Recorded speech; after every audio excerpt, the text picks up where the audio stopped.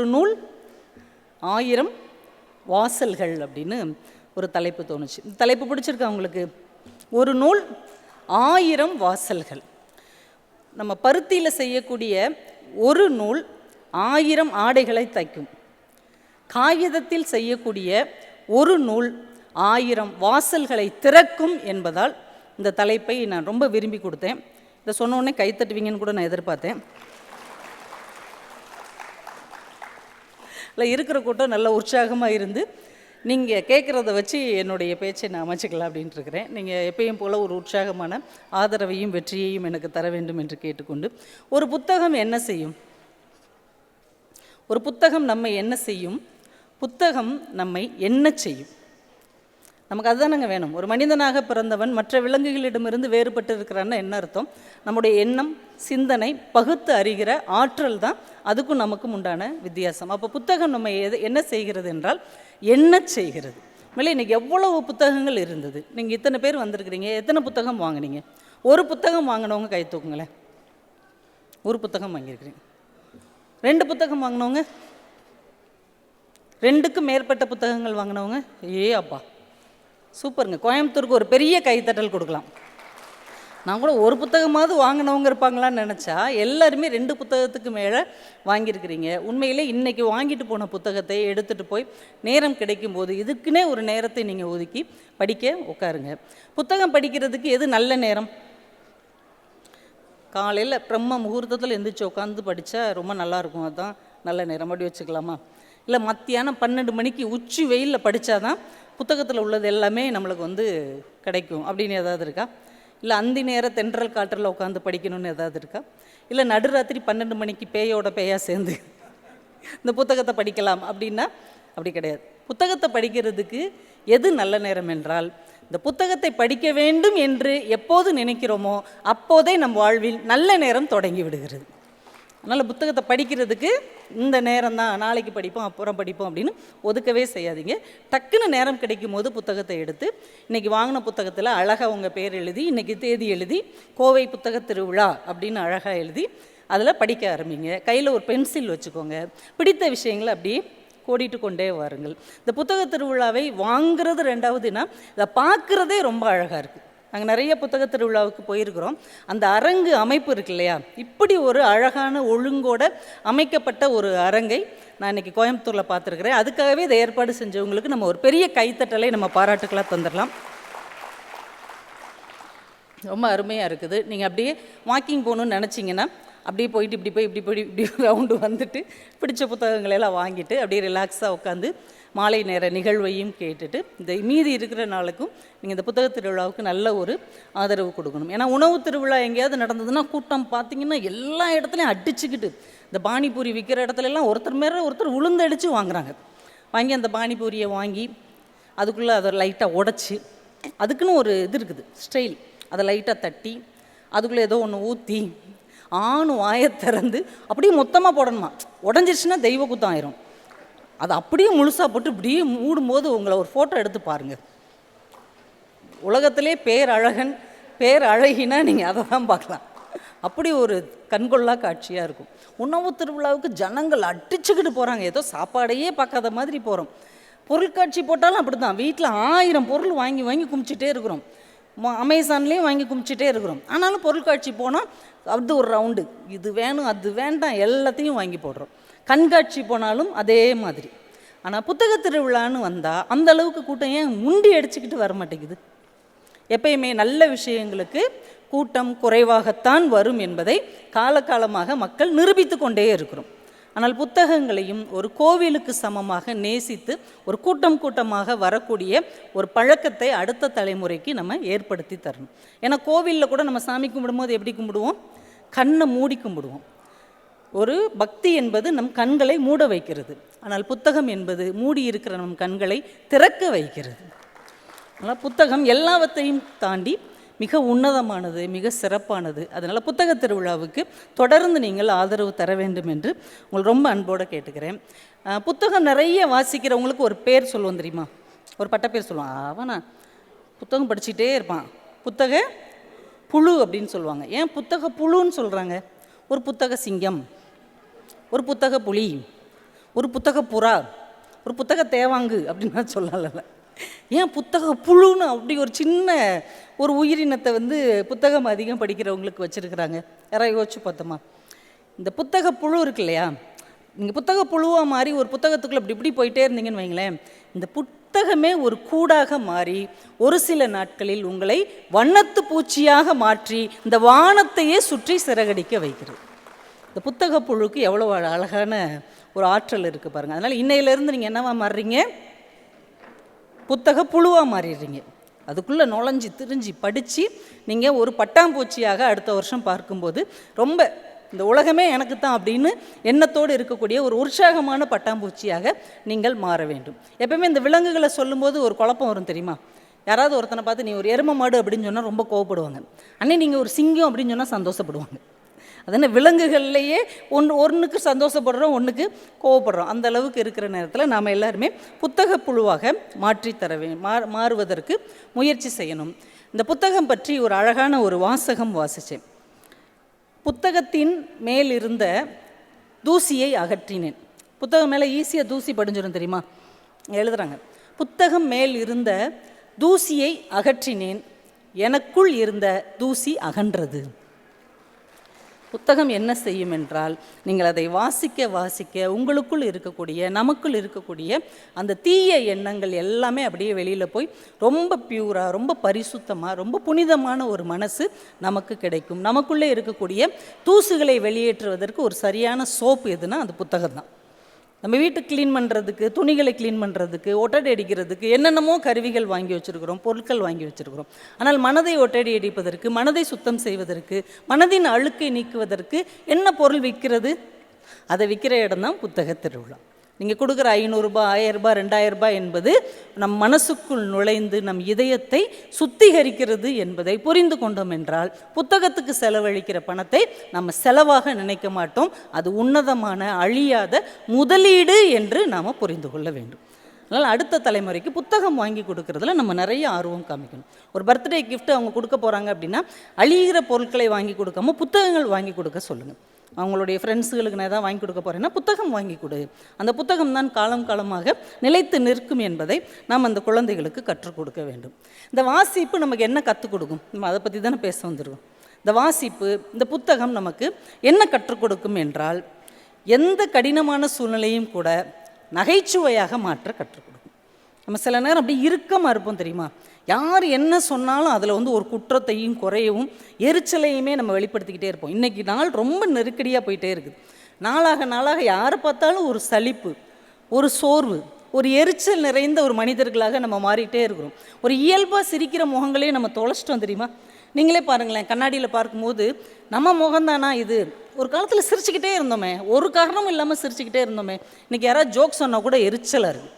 வேற சொல்லிட்டேல, போயிட்டே இரு, எரிச்சலை கிளப்பாத, கோவத்தை தூண்டுற மாதிரி காமெடி பண்ணாதனே சொல்கிறாங்க. அப்போ அந்த அளவுக்கு இன்றைக்கி மனித மனம் இறுகி போய் கொண்டு இருக்கிறது. இதை லேசாக்குறத புத்தகம் ரொம்ப அழகாக செய்யும். ஆபிரகாம் லிங்கன் வீட்டுக்கு ஒரு நண்பர் திடீர்னு வந்திருக்கிறார். சொல்லாமல் கொள்ளாமல் வந்ததுனால அவர் வீட்டில் இல்லை. கொஞ்ச நேரம் அவர் வீட்டுக்கு வெளியிலேயே காத்துக்கிட்டே இருந்துட்டு, பக்கத்தில் இருக்கிற சுவரில் ரொம்ப எரிச்சலாகி காண்டாகி கழுதை அப்படின்னு எழுதி வச்சுட்டு போயிட்டார். ரொம்ப நேரம் கழித்து லிங்கன் பார்க்குறாரு, கழுதைன்னு எழுதி வைக்கப்பட்டிருக்கு, ஆளை காணும். ஆனால் அந்த ஹேண்ட் ரைட்டிங்கை வச்சு இது யாருன்னு அவர் கண்டுபிடிச்சிட்டார். அவருடைய நண்பர்களில் ஒருத்தர் தான். மறுநாள் அவரை தேடி போய், நேற்று வீட்டுக்கு வந்திருந்தீங்க போல், நான் வெளியில் ஒரு வேலையாக போயிருந்தேன், நேற்று நீங்கள் வீட்டுக்கு வந்திருக்கீங்க, நீங்கள் தான் வந்தீங்கன்னு எனக்கு எப்படி தெரிஞ்சது தெரியுமா? உங்கள் பேரை எழுதி வச்சுட்டு வந்தீங்க பாருங்கள், நீங்கள் உங்கள் பேரை எழுதப்போ எனக்கு தெரிஞ்சு போச்சு, இல்லைன்னா உங்களை கண்டுபிடிக்கவே முடிஞ்சிருக்காது. இவர் அவமானப்படுத்தணுங்கிறதுக்காக கழுதைன்னு எழுதி வச்சுட்டு போனார். இப்போ நம்ம வீட்டில் அப்படி எழுதி வச்சா நம்ம எவ்வளோ எரிச்சல் ஆகும். ஆனால் அவர் ரொம்ப கூலாக, ரொம்ப ஈஸியாக உங்கள் பேரை எழுதி வச்சுட்டு போனீங்க, அதனால் கண்டுபிடிச்சேன் அப்படின்னார். எல்லா சூழ்நிலையும் நம்ம எல்லாத்தையுமே கோபமாகவே பார்க்கணுன்னு அவசியமே இல்லை. சில சூழ்நிலை அப்படியே போகிற போக்கில் தட்டி விட்டுட்டு போக முடியும் அப்படிங்கிறத இந்த மாதிரி பெரிய பெரிய தலைவர்கள் வாழ்க்கையில் நடந்த சில சம்பவங்கள் நமக்கு கற்றுக் கொடுக்கும். மகாத்மா காந்தியை கொஞ்சம் கூட பிடிக்காத ஒருத்தர் இருந்திருக்கிறார். அவர் கப்பலில் ஏதோ ஒரு ஊருக்கு போயிட்டு இருக்கும் பொழுது ஒரு 4 பக்கம் அவரை திட்டி திட்டி திட்டி திட்டி எழுதி ஒரு குண்டூசியை வச்சு மாட்டி கையில் கொடுத்துட்டார். அவங்கள பற்றி தான் எழுதியிருக்கேன், படிங்க அப்படின்னு. அப்படியே வாங்கி பார்த்தா அவ்வளவு திட்டியிருக்கிறார். இவர் அப்படியே பெரட்டி பார்த்துட்டு குண்டூசி எடுத்து கையில் வச்சுக்கிட்டு பேப்பரை இவர் கையில் கொடுத்துட்டார். என்ன அப்படின்னு அவர் கேட்டிருக்கார். எனக்கு தேவையானதை நான் எடுத்துக்கிட்டேன், உனக்கு தேவையானதை உனக்கே தந்துட்டேன் வச்சுக்கோ அப்படின்னார். ஒரு சூழ்நிலைகளே எவ்வளோ பெரிய, இப்போ நமக்கு உங்களுக்கு தெரியுதா, ஒரு சுதந்திர போராட்டத்தில் ஈடுபட்டு இத்தனை ஜனங்களை ஒருங்கிணைக்கணும்னா, லிங்கன் மாதிரி ஒருத்தர் அவ்வளவு தடைகளை தாண்டணும்னா சீரியஸாக இருந்தாலும் முடியாது. எல்லாத்தையும் இலகுவாக கடக்க பழகி கொண்டவர்களால் மட்டும்தான் கடினமான சூழ்நிலைகளை எதிர்கொள்ள முடியும் என்று நம்முடைய முன்னோர்கள் பெரியவர்கள் அவ்வளவு அழகாக நமக்கு கற்றுத்தந்திருக்கிறார்கள். புத்தகம் என்ன கற்றுத்தரும் என்றால் இது மாதிரியான புத்திசாலித்தனத்தை நமக்கு கற்றுத்தரும். நாளைக்கு யாராவது நம்மளை அவமானப்படுத்துகிற நோக்கத்தில் ஏதாவது செய்தால் நம்ம யோசிப்போம்ல, இந்த இடத்துல காந்தியாக இருந்தால் என்ன பண்ணியிருப்பார், லிங்கனாக இருந்தால் என்ன பண்ணியிருப்பார், நாம் அதைத்தான் பண்ணணும் அப்படின்னு ஒரு யோசனையை அது நமக்கு கற்றுக் கொடுக்கறது இல்லையா. ஒரு காலத்தில் நினைவாற்றல் அப்படிங்கிறது எவ்வளோ அழகாக இருந்தது. இப்போ பெரியவங்களுக்கே தெரியும், ஒரு 50-100 பேருடைய மொபைல் ஃபோன் அவ்வளோ ஞாபகத்தில் இருந்திருப்பீங்கள்ல. ஒரு காலத்தில் அட்ரஸ் ஞாபகத்தில் வச்சுருப்பாங்க, பின்கோடு எல்லா ஊருக்கும் ஞாபகத்தில் வச்சுருப்பாங்க. இன்றைக்கி சின்ன ஒரு பையனை கூப்பிட்டு, ஒரு 8th படிக்கிற பையன்ட்ட 8x9 என்னன்னு கேளுங்க, படக்குன்னு கால்குலேட்டர் தான் எடுக்கிறான். உங்கள் மொபைலை கொடுங்க பார்த்து சொல்கிறேன் அப்படின்னு. ஆனால் அன்னைக்கு அந்த வாய்ப்பாடுங்கிறது அவ்வளவு மனப்பாடம் பண்ணியிருந்தாங்க. இன்றைக்கி நினைவாற்றல் அப்படிங்கிறது எல்லாருக்குள்ளேயும் குறைந்து கொண்டே வருகிறது. இந்த மொபைல் ஃபோன் பயன்பாடு வந்ததுலேருந்து எல்லாத்தையுமே நம்ம மறக்கிறோம். பின் நம்பரை கூட இதில் தான் நம்ம எழுதி வச்சுருக்கிறோம். சில பேர் ரொம்ப புத்திசாலித்தனமாக அந்த ஏடிஎம் கார்டுக்கு பின்னாடியே பின் நம்பர் எழுதியிருக்காங்க. அதை திருடுறவர் ரொம்ப ஈஸியாக அவரே போட்டு பணத்தை எடுத்துகிட்டு போகணும். என்ன ஒரு மனசு பாருங்கள், அந்த மனசு தான் கடவுளுங்கிற மாதிரி நம்ம நினைவாற்றல் குறைந்து கொண்டே வருகிறது. ஆனால் ஒரு காலத்தில் எப்படியெல்லாம் நம்ம முன்னோர்கள் இருந்திருக்காங்க அப்படின்னா, ராமநாதபுரம் மன்னருடைய அவையில் மாம்பழ கவிச்சிங்க நாவலர், மாம்பழ கவிராய நாவலர் அப்படின்னு ஒரு பெரிய புலவர். ஆனால் கண் பார்வை அந்த மனிதருக்கு கிடையாது. யாராவது ஒரு பாடலை சொன்னாங்கன்னா, அது எவ்வளோ பெரிய பாடலாக இருந்தாலும் சரி, ஒரு தடவை கேட்டாலே திரும்ப சொல்லிடுவார். எவ்வளோ பெரிய விஷயம். இப்போ நம்ம எழுதுனதே நம்மளால் சொல்ல முடியல, ஆனால் அவர் யார் சொன்னாலும் ஒரு தடவை கேட்டால் அதை அப்படியே திருப்பி சொல்லிடுவார். அவருக்கு ஒரு சீடர் இருந்தார், எந்த ஒரு பாடலையும் 2 தடவை கேட்டால் உடனே திருப்பி சொல்லிடுவார். அவர் கூட இன்னொருத்தர் இருந்தார், இன்னொரு சீடர், எந்த ஒரு பாடலையும் 3 தடவை கேட்டார்னா அப்படியே சொல்லிடுவார். இப்படி ஒரு கல்வி அறிவார்ந்த ஒரு படை அவங்க 3 பேர் அரசனுடைய அவையில் இருக்கிறாங்க. ஒரு புது புலவர் அந்த அரசவைக்கு வர்றாரு. அரசே, உங்களை நான் போற்றி 100 பாடல்கள் எழுதியிருக்கிறேன், இது மாதிரி யாரும் எழுதியிருக்கவே மாட்டாங்க, அப்படி ஒரு சிறந்த பாடல்கள் எழுதியிருக்கிறேன். சரி சொல்லுங்கள் அப்படிங்கிறாரு அரசர். ஆனால் இவரை பார்க்குறார், இந்த கவிச்சிங்கராயர் கண் பார்வை இல்லாதவர். இந்த புலவருக்கு அது கொஞ்சம் இளக்காரமாக இருக்குது. இல்லை, உங்கள் அவை களங்கமாக இருக்கிறதே, இப்படி ஒரு மாற்றுத்திறனாளி உட்காந்துருக்கிறாரேங்கிற மாதிரி அவர் சொல்கிறார். உடனே அரசர், அதெல்லாம் இருக்கட்டும், ஒன்றும் பிரச்சனை இல்லை, நீங்கள் பாடுங்க அப்படின்ட்டார். இப்போ இந்த மாம்பழ கவிச்சிங்கராயருக்கு கொஞ்சம் கோவம் வந்துடுச்சு. இன்னும் நம்மளுடைய அறிவை பார்க்காமல் குறைபாடை மட்டும் இவன் பார்க்குறானே, இவன் எப்படி ஒரு நல்ல புலவனாக இருக்க முடியும், இவனை ஒரு வழி பண்ணிடணும் அப்படின்னு முடிவு பண்ணிட்டார். அவர் 100 பாட்டு ஒப்பிக்கிறார். கையில் ஓலைச்சுவடி எடுத்துகிட்டு வந்து 100 பாட்டு ஒப்பிக்கிறார். ஒப்பிச்சு முடித்தோடனே இவர் சொல்கிறார், அரசே, இது இவர் பாட்டு கிடையாது, இவர் பொய் சொல்கிறாரு, அத்தனை என்னோட பாட்டு அப்படிங்கிறாரு. உடனே அவர் சொல்கிறார், அதெல்லாம் கிடையாது, அதை எப்படி சொல்வீங்க, ஏங்க அது என்னோட பாட்டுங்க, நான் வேணால் சொல்லட்டுமா அப்படின்னு 100 பாட்டையும் சொல்லியிருக்காரு. அந்த புலவர் அப்படியே கண்ணீர் விட்டு கதறி இருக்கிறார். இல்லைங்க, இது ஏன் பாட்டு, நீங்கள் வேணால் என் சீடன்ட்ட கேளுங்கடா, இது ஏன் பாட்டு தானடா, நீ சொல்லுடா அப்படின்னோடனே அவர் தான் 2 தடவை கேட்டால் சொல்லிடுவார். அவர் பட 100 பாட்டையும் சொன்னார். அப்படியே புலவர் உருள்றாரு, என்னங்க இப்படி அநியாயம் பண்ணுறீங்க, என்னாலேயும் இதை சொல்ல முடியாதேங்க, இது ஏன் பாட்டு தாங்கங்கிறார். ஏங்க வேணா அந்த சீடன்ட்ட கேளுங்க, டேய் நீ சொல்லுடா, இது ஏன் பாட்டு தானே. அவன் 3 தடவை கேட்டால் சொல்லிடுவானே, அவன் கட 100 தடவை சொன்ன உடனே அந்த புலவர் அப்படியே ஏங்கி அழ ஆரம்பிச்சிட்டார். அரசு, இது நான் எழுதின பாட்டு தான், இது என்னோட பாட்டு தான், எப்படி இவங்களுக்கெல்லாம் தெரிஞ்சிச்சுன்னு எனக்கே தெரியல. இப்போ அந்த கவிச்சிங்கராயர் சிரிச்சுக்கிட்டே சொன்னார், இது உன்னுடைய பாட்டு தான், ஒரு தடவை கேட்டவுடனே எனக்கு மனப்பாடம் ஆயிரும், 2 தடவை கேட்டவுடனே இவருக்கு, 3 தடவை கேட்டவுடனே அவருக்கு ஆயிடும். ஆனால் புலவனுக்கு கர்வம் இருக்கலாம், ஆனால் இன்னொருவர் குறித்த அலட்சியம் இருக்கக்கூடாது என்பதற்காகத்தான் நாங்கள் இப்படி பண்ணோம் அப்படின்னார். அரசர் இதெல்லாம் முடிஞ்ச உடனே அவர் கூப்பிட்டு கேட்டிருக்கிறார், இப்படி ஒரு நினைவாற்றல் உங்களுக்கு எப்படி அமைஞ்சது, ஒரு தடவை கேட்டவுடனே 100 பாட்டை சொல்கிறதெல்லாம் ரொம்ப அசாத்தியம்ல, எப்படி முடிஞ்சது. அதுக்கு அவர் சொல்லியிருக்கிறாரு, அதுக்கு என்னுடைய குறை தான் காரணம், கண்கள் இருந்திருந்தால் இந்த அளவுக்கு எனக்கு நிறைவாற்றல் இருந்திருக்காது. ஏன் தெரியுமா, பார்வை தான் உங்களுடைய பிரச்சனை. உங்களுடைய மூளையில் இருக்கிற எல்லா சிந்தனைகளும் கண்கள் வழியாக வெளியே போய்விடுகிறது, எனக்கு கண்கள் இல்லாத காரணத்தினால் அது அப்படியே மனதில் தங்கி விடுகிறது என்று அவர் சொல்லியிருக்கிறார். யோசிச்சு பாருங்கள், கண்கள் தான் நமக்கு எல்லாத்துக்கும் பிரச்சனை. பிள்ளைகளை படிக்க உட்கார வைக்கும்போது அவங்க கண்கள் அங்கிட்டு இங்கிட்டு வேடிக்கை பார்த்துட்டே இருக்கும், புத்தகத்தை தவிர எல்லாத்தையும் பார்க்கும்.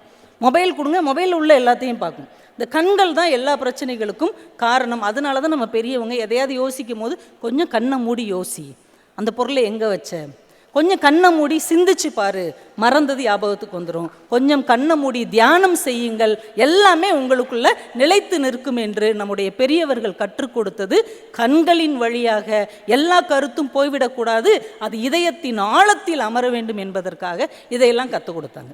ஆனால் போகிற போக்கில் எல்லாத்தையுமே நம்ம தூக்கி போட்டுட்டு போயிட்டே இருக்கிறோம். ஒவ்வொரு விஷயத்துக்கு பின்னாலும் ஒவ்வொரு புத்தகமும் இது மாதிரி நமக்கான விஷயங்களை கற்றுக் கொடுத்து கொண்டே இருக்கிறது. ஒரு புத்தகம் என்ன கற்றுக் கொடுக்கும்? இது கூட பெரிய கதை. சின்ன ஹைக்கூ, ஒரு வரி ஹைக்கூல ஒரு பெரிய சிந்தனையை அது நமக்கு தரும். எல்சி பாண்டின்னு ஒருத்தர், இப்படி ஒரு கவிஞர் இருக்கிறதே ஆச்சரியமாக இருக்குது. அவர் சின்ன கவிதை எழுதியிருக்கிறார், ஒரு ஹைக்கூ. கண்ணீர் அஞ்சலி. கண்ணீர் அஞ்சலி போஸ்டரில் இறந்தவர் சிரிக்கிறார். என்னங்க அவர்? கண்ணீர் அஞ்சலி போஸ்டரில் இறந்தவர் சிரிக்கிறார், அவ்வளோதான். ஒரு வரிக்குள்ள எவ்வளவு பெரிய சிந்தனையை, தத்துவத்தை அவருக்கு நமக்கு தர்றார். நீங்கள் பொதுவாக கவனிச்சிருக்கிறீங்களா? ஒரு பெரிய ஆக்சிடெண்ட்டில் இறந்தவராக இருக்கலாம், ஒரு பெரிய சிரமப்பட்டு இறந்தவராக இருக்கலாம். ஆனால் கண்ணீர் அஞ்சலி போஸ்டரில் நம்ம என்ன ஃபோட்டோ கொடுப்போம்? அவர் அழகாக சிரிச்சுக்கிட்டு இருக்கிற ஃபோட்டோ தான் கொடுப்பாங்க. அதுக்கு பின்னாடி இருக்கிற மன சூழல் என்ன யோசிச்சு பார்த்துருக்குறீங்களா? அவர் இனிமேல் இந்த உலகத்தில் வாழ முடியாது, கடைசியாக அவர் சிரிச்சுக்கிறட்டுமே அப்படிங்கிற எண்ணமாக கூட இருக்கலாம். அவரை பார்க்கும் போதெல்லாம், இந்த புகைப்படத்தை பார்க்கும் போதெல்லாம் அவர் சிரித்து கொண்டே இருந்தார்னு நம்ம மனசுக்கு அது ஒரு ஆறுதலாக கூட இருக்கலாம். இந்த உலகத்தை விட்டு போவதே ஒரு விடுதலை தானே, அதனால கூட அவர் சிரித்து கொண்டே இருக்கிறார் அப்படின்னு கூட நம்ம வச்சுக்கலாம். அந்த ஒரு வரி கவிதைக்கு பின்னால் ஒரு உலகத்தின் மாபெரும் தேடலும் தத்துவமும் ஒரு விடையும் நமக்கு கிடைக்கிறது என்றால், ஒரு புத்தகம் என்ன தரும் என்றால், ஒரு சின்ன வரியின் மூலமாக பெரிய வாழ்க்கையையே நமக்கு கற்றுத்தரும் என்பதை நாம் மறந்துடக்கூடாது. அது மாதிரி அந்த இறப்பு அப்படிங்கிறத வச்சே கலை, இலக்கியம் எல்லாமே நமக்கு எவ்வளோ விஷயங்களை கற்றுக் கொடுக்குறது. கலைனா சினிமா கூட நமக்கு கலை தானே. இப்போ பாக்யராஜ் டைரக்டர், மிகச்சிறந்த ரைட்டர், தமிழ் சினிமாவின் மிகச்சிறந்த ரைட்டர்னா அது திரு பாக்யராஜ் அவர்கள் தான். பாரதி ராஜா கடைசி வரைக்கும் சொல்லிகிட்டே இருந்தார், என்கிட்ட இருந்த ஒரே ரைட்டர்னா பாக்யராஜ் தான் அப்படின்னு. அவருடைய திரைப்படத்தில் ஒரு படத்தில் அவர் டீச்சராக இருப்பார். அது முந்தானே முடித்தா இல்லை அவருடைய முதல் படமானு எனக்கு தெரியல. முதல் படத்துலேயும் அவர் டீச்சராக தான் இருப்பார். ஒரு காட்சி வரும், ஒரு மாணவன் மட்டும் டெய்லி லேட்டாக வருவான், டெய்லி லேட்டாக வருவான், அடி வாங்குவான். ஒரே ஏன்டா எப்போ பார்த்தாலும் லேட்டாக வர்றேன்னு அவனை திட்டிக்கிட்டே தான் இருப்பார். ஒரு நாள் சீக்கிரம் வந்துடுவான். அவர் சொல்லுவார், இன்னைக்கு மழை வரப்போகுது, இவன் சீக்கிரம் வேற வந்துட்டான், சந்தோஷம். உடனே பிள்ளைகள்லாம் சிரிப்பாங்க. உடனே அவன் டக்குன்னு கோவமாக சொல்லுவான், இனிமேல் நான் என்றைக்குமே லேட்டாக வரமாட்டேன், தினமும் சீக்கிரம் வந்துடுவேன் அப்படிமா. ஏன்டா அவ்வளோ சீக்கிரமாக வந்துடுறதுக்கு என்ன காரணம் அப்படிம்பார். எங்கள் அப்பா செத்து போயிட்டாரு, எங்கள் அம்மா வயலுக்கு போயிடும், எங்கள் அப்பா உடம்பு சரியில்லாமல் படுத்திருப்பார், நான் தான் எங்கள் அப்பாவுக்கு உடம்பெல்லாம் தொடச்சி விட்டுட்டு சாப்பாடு ஊட்டிகிட்டு வருவேன், அதனால தான் லேட் ஆகும். இப்போ எங்கள் அப்பா செத்து போயிட்டார், இனிமேல் நான் சீக்கிரம் வந்துடுவேன் அப்படிமா. அப்படியே பாக்யராஜ் சார் அப்படி கண்ணாடியை கழட்டிட்டு அப்படி துடைக்கிற மாதிரி அந்த காட்சி இருக்கும். ஒரு ஆசிரியர் குழந்தைகளுடைய பாடங்களை கற்று வைத்திருக்கிறார், ஆனால் அந்த குழந்தைகளின் இதயங்களை கற்று வைத்திருக்கிறாரா அப்படிங்கிறத அந்த ஒரு காட்சி நமக்கு காட்டும். ஒவ்வொரு குழந்தையும் ஒரு உலகம் தானங்க. ஒரு புத்தகம் என்ன சொல்லித்தரும் தெரியுமா? ஒரு ஆசிரியருக்கே பாடம் சொல்லித்தரும். ஒரு புத்தகம், ஒரு காட்சி, ஒரு கலை ஆசிரியர்களுக்கே பாடம் கற்றுத்தரும். போர்பந்தரில் ஒரு தடவை மகாத்மா காந்தி அவர் படித்த பள்ளிக்கூடத்துக்கு போயிருக்கிறார். அவர் இருந்த பள்ளிக்கூடத்துக்கு, இப்போ இந்த ஸ்கூல் எப்படி இருக்குன்னு பார்ப்போம் அப்படின்னு போயிருக்கிறார். ஒவ்வொருத்தராக அவங்கள அறிமுகப்படுத்திக்கிறாங்க. ஒரு ஆசிரியர் சொல்கிறார், நான் தான் ஆங்கில ஆசிரியர், நான் எல்லாருக்கும் ஆங்கிலத்தை நான் கவனிச்சுக்கிறேன் இங்கே அப்படிங்கிற. அறிவியல் ஆசிரியர் நான் தான் சயின்ஸ் டீச்சர், நான் இங்கே சயின்ஸை பார்த்துக்கிறேன் அப்படின்னு ஒவ்வொருத்தங்களும் அவங்கவுங்க பாடங்களை சொல்லி, அதை நான் பார்த்துக்கிறேன், அதை நான் கவனிச்சுக்கிறேன் அப்படின்னே சொல்லிகிட்டே இருந்திருக்கிறாங்க. இப்போ காந்தி திரும்பி பார்த்து கேட்டிருக்கிறார், நீங்கள் ஆங்கிலத்தை பார்த்துக்கிறீங்க, நீங்கள் அறிவியலை கவனிச்சுக்கிறீங்க, நீங்கள் கணக்கை பார்த்துக்கிறீங்க, இங்கே உள்ள குழந்தைகளை யாரை தான் கவனிச்சுக்கிறீங்க? எவ்வளோ பெரிய கேள்வி பாருங்கள். பாடத்தை நீங்கள் கவனிச்சுக்கிறீங்க, குழந்தைகளை யார் கவனிச்சுக்கிட போகிறீங்க? அப்போ குழந்தைகளுக்குள்ளே ஒரு தேடல் இருக்கும் இல்லையா? அதை கவனிப்பது தானே ஒரு ஆசிரியரின் வேலை என்பதை ஆசிரியருக்கே பாடமாக ஒரு புத்தகம் கற்றுக் கொடுக்கிறது. 2015 அமெரிக்காவில் கொலராடோ அப்படின்ற ஒரு பகுதியில் ஸ்வாட்ஸ் அப்படின்னு ஒரு 26 வயது ஆசிரியர் ஒரு பள்ளிக்கூடத்தில் வேலைக்கு சேர்றார். அது ரொம்ப பழங்குடி மக்களும் ரொம்ப பிற்படுத்தப்பட்ட இனக்குழு படிக்கிற ஒரு பள்ளிக்கூடம். 3ஆம் வகுப்புக்கு அவர் ஆசிரியராக இருக்கிறார். அந்த குழந்தைகளுடைய உலகத்தை அவருக்கு பார்க்க பார்க்க ஆச்சரியமாக இருக்குது. ஒவ்வொருத்தவங்களும் ஒவ்வொரு விதமான குடும்ப பின்னணி, ஒவ்வொருத்தவங்களுக்கும் ஒவ்வொரு விதமான பிரச்சனைகளாக இருக்குது. இவர் என்ன பண்ணார், ஒரு நாள் வீட்டு படம் வித்தியாசமாக கொடுப்போம் அப்படின்னு, என் ஆசிரியருக்கு இது தெரிந்திருந்தால் அப்படின்னு ஒரு டாப்பிக்கில் நீங்கள் எழுதிட்டு வாங்க, I wish my teacher knew this, என்னோட ஆசிரியருக்கு இது தெரிந்திருந்தால் அப்படின்ற ஒரு தலைப்பை கொடுத்து எழுதிட்டு வாங்க அப்படின்ட்டார். ஒவ்வொரு குழந்தையும் எழுதிட்டு வர்றாங்க. பார்க்க ஆச்சரியமாக இருக்கும். ஒரு குழந்தை, எனக்கு அம்மா இல்லை, இது எங்கள் டீச்சருக்கு தெரிஞ்சிருந்தா என்கிட்ட இன்னும் கொஞ்சம் அன்பாக இருப்பாங்க, அவங்களுக்கு இது தெரியணும். இன்னொரு பையன் எழுதுறான், எங்களுக்கு சாப்பாடே கிடையாது, அதனால தான் நான் எப்போ பார்த்தாலும் தூங்கி விளைஞ்ச மாதிரியே உட்காந்துருப்பேன், இது எங்கள் டீச்சருக்கு தெரிஞ்சிருந்தா அவங்க என்னை எல்லாருக்கும் முன்னாடி திட்டியிருக்க மாட்டாங்க, இதெல்லாம் எங்கள் டீச்சருக்கு தெரிஞ்சிருக்கணும்னு ஒவ்வொருத்தனா சொல்கிறான். இன்னொரு பையன் சொல்கிறான், எனக்கு வந்து எழுதுறதுக்கு பென்சிலே இல்லை, அதனால தான் நான் ஒரு சின்ன பென்சிலை கொண்டு வருவேன், ஆனால் அதை சொல்லியே என்னைய கேலி பண்ணுவாங்க, எங்கள் ஆசிரியருக்கு தெரிஞ்சிருந்தா அவர் ஒருவேளை எனக்கு பென்சில் வாங்கி தந்திருக்கலாம் அப்படின்னு ஒவ்வொருத்தவங்களும் அவங்களுடைய மனப்பிரச்சனையை எழுதுகிறாங்க.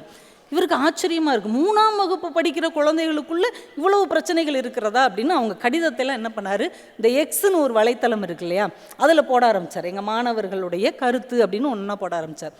இதை படிக்கிற மக்கள்லாம் என்ன பண்ணாங்க, இந்த எழுதுகோள் இல்லைன்னு சொன்னோடனே அந்த குழந்தைக்கு நிறைய பென்சில் வாங்கி கொடுக்குறாங்க.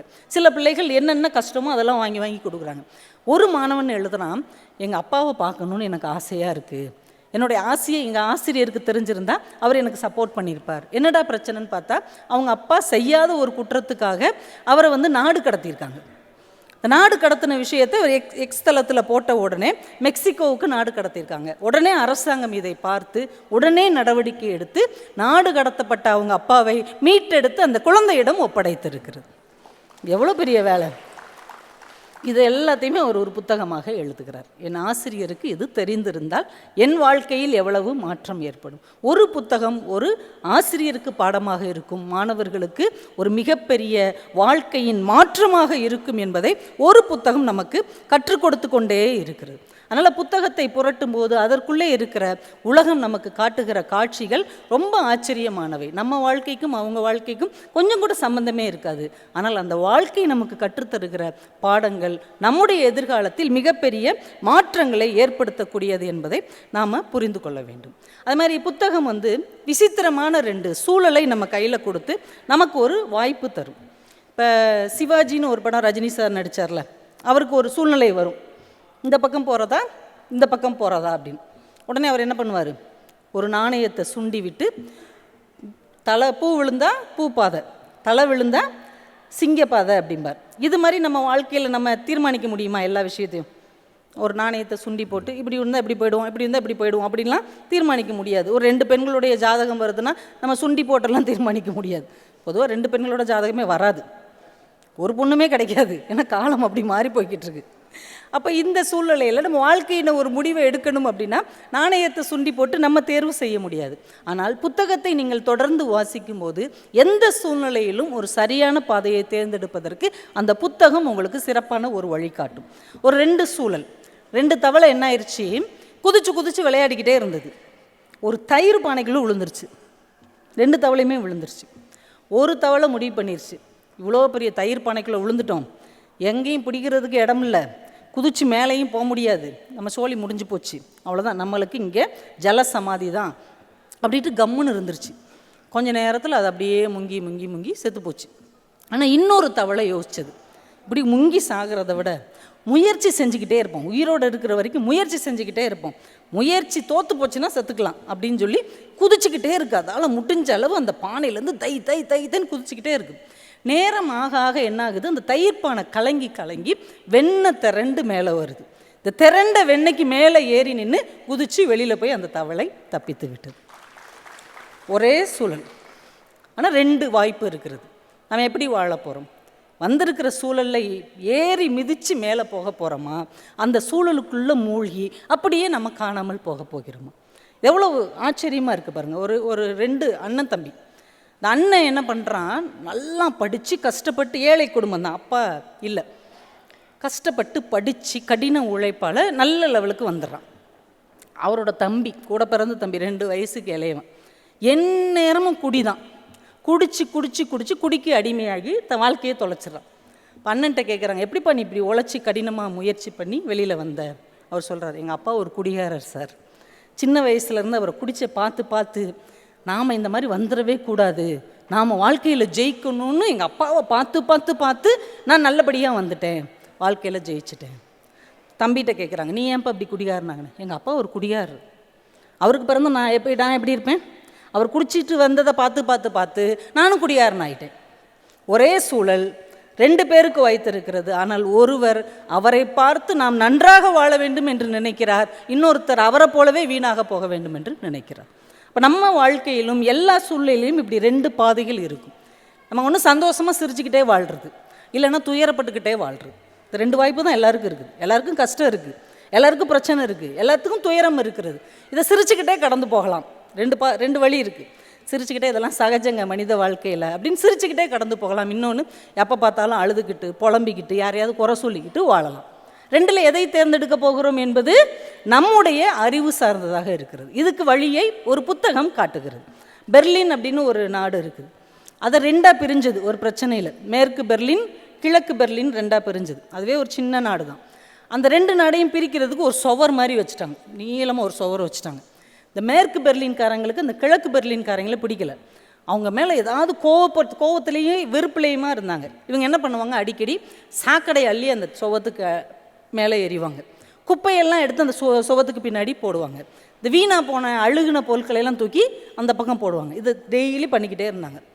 இந்த கிழக்கு பெர்லின் பார்த்தாங்க, இவங்களுக்கு ஒரு பதிலடி கொடுக்கணும், டெய்லி இது மாதிரி பண்ணிக்கிட்டு இருக்காங்க, இவங்களுக்கு ஒரு பதிலடி கொடுக்கணுன்ட்டு அவங்க என்ன பண்ணாங்க தெரியுமா? பதிலடி கொடுக்குறதுன்னு நம்ம என்ன பண்ணுவோம், அதை விட அதிகமாக குப்பை அள்ளி கொட்டுவோம், இல்லை அதை விட அதிகமாக அழுக வச்சா அதை அள்ளி போடுவோம். இதானே நம்ம பதிலடி. அவங்க என்ன பண்ணாங்கன்னா, நல்ல பழங்கள், அழுகாத பழங்கள், பிஸ்கட், சாக்லேட், நல்ல புத்தகங்கள், நல்ல விளையாட்டு பொருட்கள், நல்ல காஸ்ட்லியான பொருட்கள் எல்லாத்தையும் எடுத்து அந்த சைடு தூக்கி போட்டாங்க. போட்டுட்டு ஒரு அட்டையை வச்சாங்க, யார் யார் அவரவரிடம் என்ன இருக்கிறதோ அதைத்தான் மற்றவருக்கு தருவார்கள். முடிஞ்சு. அவங்க ரொம்ப வெட்கப்பட்டு அவங்க ஒரு கார்டு அனுப்பியிருக்காங்க, மன்னிக்கவும், இனிமேல் இப்படி செய்ய மாட்டோம். அப்போ நம்மக்கிட்ட என்ன இருக்கிறதோ அதைத்தானே மற்றவங்களுக்கு கொடுப்போம். உங்கள்கிட்ட அழுகுன பொருட்களும் சாக்கடையும் இருந்தால் நீ அதை தருவாய். எங்களிடம் நல்ல பொருட்கள் தான் இருக்கிறது, நாங்கள் நல்ல பொருட்களையே தருகிறோம் அப்படின்னு அவங்க செஞ்சாங்க. இப்போ இதன் மூலமாக ஒரு பிரச்சனையும் நிறைவுக்கு வருகிறது, ஒரு நல்ல நட்புக்கான சூழலும் உருவாகிறது. ஆனால் இன்றைக்கி இருக்கிற சூழலில் ஒருத்தங்களை பிடிக்கலைன்னா நீங்கள் அவங்ககிட்ட ஒருத்தங்கிட்ட சண்டை போடுறீங்கன்னு வைங்களேன், ஒருத்தவங்களை கோச்சிக்கிட்டீங்க, இல்லை கணவன் மனைவியே சண்டை போட்டுக்கிறீங்கன்னு வைங்க, இல்லை நல்ல ஃப்ரெண்ட்ஸ் சண்டை போட்டுக்கிறீங்கன்னா அடுத்த செகண்ட் அவங்களோட ஸ்டேட்டஸ் எடுத்து பாருங்களேன். கணவன் மனைவி சண்டை வருதுன்னு வைங்களேன், மனைவி ஒரு ஸ்டேட்டஸ் வைப்பாங்க, ஒரு பெண் தந்தை வீட்டில் இளவரசியாக வாழ்கிறாள், கணவன் வீட்டில் வேலைக்காரியாக போகிறாள். இதை பார்த்துட்டிங்கன்னா என்ன தெரியும், 2 பேருக்குள்ளே சண்டை. கொஞ்ச நேரம் கழித்து கணவனுடைய ஸ்டேட்டஸ் பாருங்கள், வாழ்க்கையில் ஒரு மனிதன் செய்து கொள்ளக்கூடாத தவறு திருமணம். நிறைய பேர் வச்சுருக்கீங்கன்னு நினைக்கிறேன் இந்த மாதிரிலாம் ஸ்டேட்டஸ். உண்மையே இல்லைங்களாங்க? ஒருத்தருக்குள்ளே சண்டை வந்துருச்சுன்னா அத்தனை நாள் பழகிய சந்தோஷங்களையும் ஒரு மன மகிழ்ச்சியையும் மறந்துட்டு ஸ்டேட்டஸில் அவ்வளோ கொடூரமாக ஒன்றை தூக்கி வைக்க வேண்டியது. ஃப்ரெண்ட்ஸுகளுக்குள்ளே சண்டை வந்துருச்சுன்னா, அன்றைக்கி ஒரு பொண்ணு 18 வயசு தான், கூட படிக்கிற பிள்ளை கூட சண்டை போல், அவள் ஒரு ஸ்டேட்டஸ் வச்சுருக்கிறா, நீ என்னை பார்த்தும் பார்க்காதது போல் நடந்து கொண்டால் நான் என்ன செய்வேன் தெரியுமா, நீ செத்து போனது போல் நான் நடந்து கொள்வேன் அப்படின்னு எழுதியிருக்குது. 18 வயசு பிள்ளைங்களுக்குள்ளே இவ்வளோ வன்மமா? எனக்கு ரொம்ப அதிர்ச்சியாக இருந்தது. ஏன் இப்படி வச்சுருக்கிறேன்னா, என் ஃப்ரெண்டுக்கு எனக்கு சண்டை, அவன் என்னை பார்த்தும் பார்க்காத மாதிரி போகிறா, அவள் செத்து போன மாதிரி நான் போய்க்கிறேன் அப்படின்னு. அப்போ இவ்வளவு வன்மத்தை இந்த குழந்தைகளுக்குள்ளே எது வளர்த்தது? அவங்க பார்க்குற படங்கள், அவங்க பார்க்குற காட்சிகள், அவங்க பார்க்குற விஷயங்கள். ஆனால் இதெல்லாம் தூக்கிட்டு அந்த இடத்துல ஒரு நல்ல புத்தகம், ஒரு நல்ல கவிதை, ஒரு நல்ல சிறுகதை, ஒரு நல்ல கட்டுரை இருந்ததுன்னு வைங்க, அவங்க சிந்தனை எவ்வளோ அழகானதாக இருக்கும். அதெல்லாம் நம்ம சொல்லிக் கொடுக்க தவறிட்டோம்ல. இப்போ நம்மளால் முடியாததை இங்கே இவ்வளவு பெரிய புத்தக திருவிழாவாக இந்த கொடுசியாக செய்து கொண்டிருக்கிறார்கள் என்றால் அதை நம்ம பயன்படுத்தி கொள்ள வேண்டும். அவர்களுக்கு ஒரு சிறந்த வரவேற்பை நம்ம தரணும். எவ்வளவோ வேலைகள் இருக்கும்போது இதுக்கு வருஷம் வருஷம் எடுத்து செய்கிறாங்க. ஏதோ ஒரு வகையில் இந்த சமூகம் மேம்பட வேண்டும் என்கின்ற அக்கறையுள்ள மனிதர்கள் நம்மில் வாழ்ந்து கொண்டிருக்கிறார்கள். அதை நம்ம பயன்படுத்தி கொள்ள வேண்டும். ஏன்னா காலம் மாற மாற அடுத்தவங்களுக்கு ஒன்று செய்யணும் அப்படிங்கிற எண்ணமே குறைஞ்சிக்கிட்டே போகிற நேரத்தில் அந்த எண்ணம் உள்ளவர்களை நாம் கொஞ்சம் கைப்பிடித்து உயர்த்தி கொண்டு வருவதற்கு நம்ம முயற்சி செய்யணும். அடுத்த தலைமுறைக்குள்ள கொஞ்சம் அன்பை செலுத்துவதற்கு நாம் துணையாக இருக்க வேண்டும். அதுதான் இன்றைக்கி வாழ்க்கையின் ரொம்ப முக்கியமான விஷயம். இன்றைக்கி யாராவது ஒருத்தங்க ஜெயிச்சிட்டாங்கன்னு வைங்களேன், கீழே இருக்கிறவங்க என்ன சொல்லுவாங்க, லக்கு, அவனுக்கு என்னப்பா லக்கு வந்துட்டான், அவனுக்கு இந்த அவங்கள தெரியும், அதனால வந்துட்டான். இவங்க இதையெல்லாம் செஞ்சு ஜெயிச்சிட்டாங்க, அப்படி தானே சொல்கிறோம். ஆனால் அந்த வெற்றிக்கு பின்னால் இருக்கிற ஒரு கடின உழைப்பை நம்ம கண்டுகொள்வதே இல்லைல்ல. இதை எது சொல்லிக் கொடுக்கும் என்றால் புத்தகம் சொல்லிக் கொடுக்கும். ஒரு புத்தகத்தில் தான் நான் படித்தேன். பிக்காசோன்னு ஒரு மிகப்பெரிய ஓவியர் இருக்கிறார், உங்களுக்கெல்லாம் தெரியும் தானே, பிக்காசோ ஓவியர். அவர் ஒரு நாள் ஒரு கிராமத்துக்கு அவங்க தெரிஞ்சவங்க வீட்டுக்கு போயிருக்கிறார். அவருடைய உறவுக்கார பெண், அந்த பொண்ணு ஒரு இளம் பெண், உங்களுடைய டிராயிங்க்கெலாம் ரொம்ப வேல்யூ உண்டாமே, நிறைய காசு கொடுத்தலாமா ஓவியத்தை வாங்குவாங்க, நிஜமாக தானா அப்படின்னு அந்த பிள்ளை கேட்குது. அவர் சிரிச்சுக்கிட்டே ஒரு பேப்பரும் பேனாமல் எடுத்துகிட்டு வா அப்படின்னு சொல்லி கட்டன்னு 10 செகண்டு தான் ஒரு ஓவியத்தை வரைஞ்சி அவள் கையில் கொடுத்து, அந்த ஓவிய கண்காட்சியில் போய் கொடு, என் கையெழுத்தையும் போட்டு கொடுக்குறாரு. எவ்வளோ ரூபா சொல்கிறாங்கன்னு பாரு அப்படின்னு கொண்டு போய் கொடுத்தா $10,000 உடனே வாங்கிட்டாங்க. இந்த பொண்ணுக்கு அதிர்ச்சி, எங்க 10 செகண்டு நீங்கள் வரைஞ்சதை $10,000 கொடுத்து வாங்குறாங்க அப்படின்னா எவ்வளோ பெரிய விஷயம், எனக்கும் சொல்லித்தர்றீங்களா அப்படிங்கிறது அந்த பிள்ளை. ஏன்னா நம்மளும் 10 செகண்டில் 10 சம்பாதிக்கலாம்ல அப்படின்னு. இன்றைக்கி எந்த குறுகிய காலத்தில் சம்பாதிக்கிறதுக்கு தானே மனிதர்கள் ரொம்ப ஆசைப்படுறாங்க. நான் சில மேடைகளில் கூட சொல்லியிருக்கிறேன். ஒருத்தர் என்ன பண்ணியிருக்கிறாரு, ஒரு கண்மாய் மாதிரி இருந்தது, கோலம் மாதிரி, அது பக்கத்தில் நின்று இந்த முகம் பார்ப்போம்ல கண்ணாடி, அதை அப்படி பிடிச்சிக்கிட்டே நிற்கிறார். ரொம்ப நேரம் நிற்கிறார், 2 மணி நேரம் 3 மணி நேரம். நம்மால் ஒருத்தர் பார்த்துட்டே இருந்தார், யார் அவன் கிறுக்கை மாதிரி இப்படி பண்ணிகிட்ருக்கிறான் அப்படின்ட்டு பக்கத்தில் போய், சார் என்ன பண்ணுறீங்க அப்படின்னு இருக்கார். இல்லைப்பா, நான் நூதனமான முறையில் மீன் பிடிச்சிக்கிட்டு இருக்கிறேன் அப்படின்னார். நூதனமான முறையில் மீன் பிடிக்கிறீங்களா? தூண்டில் இல்லை, வலை இல்லை, ஒன்றுமே இல்லை, எப்படி மீன் பிடிக்கிறீங்க? இல்லை நான் நூதனமான முறையில் மீன் பிடிக்கிறேன், இது ஒரு புது டெக்னிக், யாருக்குமே தெரியாது. இந்த முறையில் நீங்கள் எவ்வளோ சம்பாதிக்கிறீங்க? ஒரு நாளைக்கு 7,000 10,000 வரைக்கும் சம்பாதிக்கிறேன்னார். 10,000 வரைக்கும் ஒரு நாளைக்கு? ஆமாம். சரி, எனக்கு சொல்லிக் கொடுங்க அப்படின்னார். உடனே இவர் சொன்னார், இவ்வளோ பெரிய வித்தையை அப்படி ஓசியில் கேட்டிங்கன்னா அது பழிக்காது, ஒரு 1000 ரூபா ஃபீஸாக கூட சொல்லித்தரேன் அப்படின்னார். 10,000 ரூபாய் கிடைக்குதுன்னா ஒரு 1000 ரூபாய் கொடுக்குறதுல என்ன இருக்குது? படக்குன்னு இவர் பாக்கெட்லேருந்து 1000 ரூபாய் எடுத்து அவர் கையில் கொடுத்துட்டார்.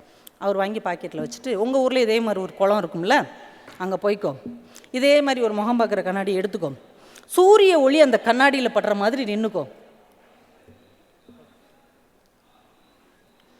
இதுக்கு பேர் தாய் உள்ளம் அப்படின்னு அர்த்தம்.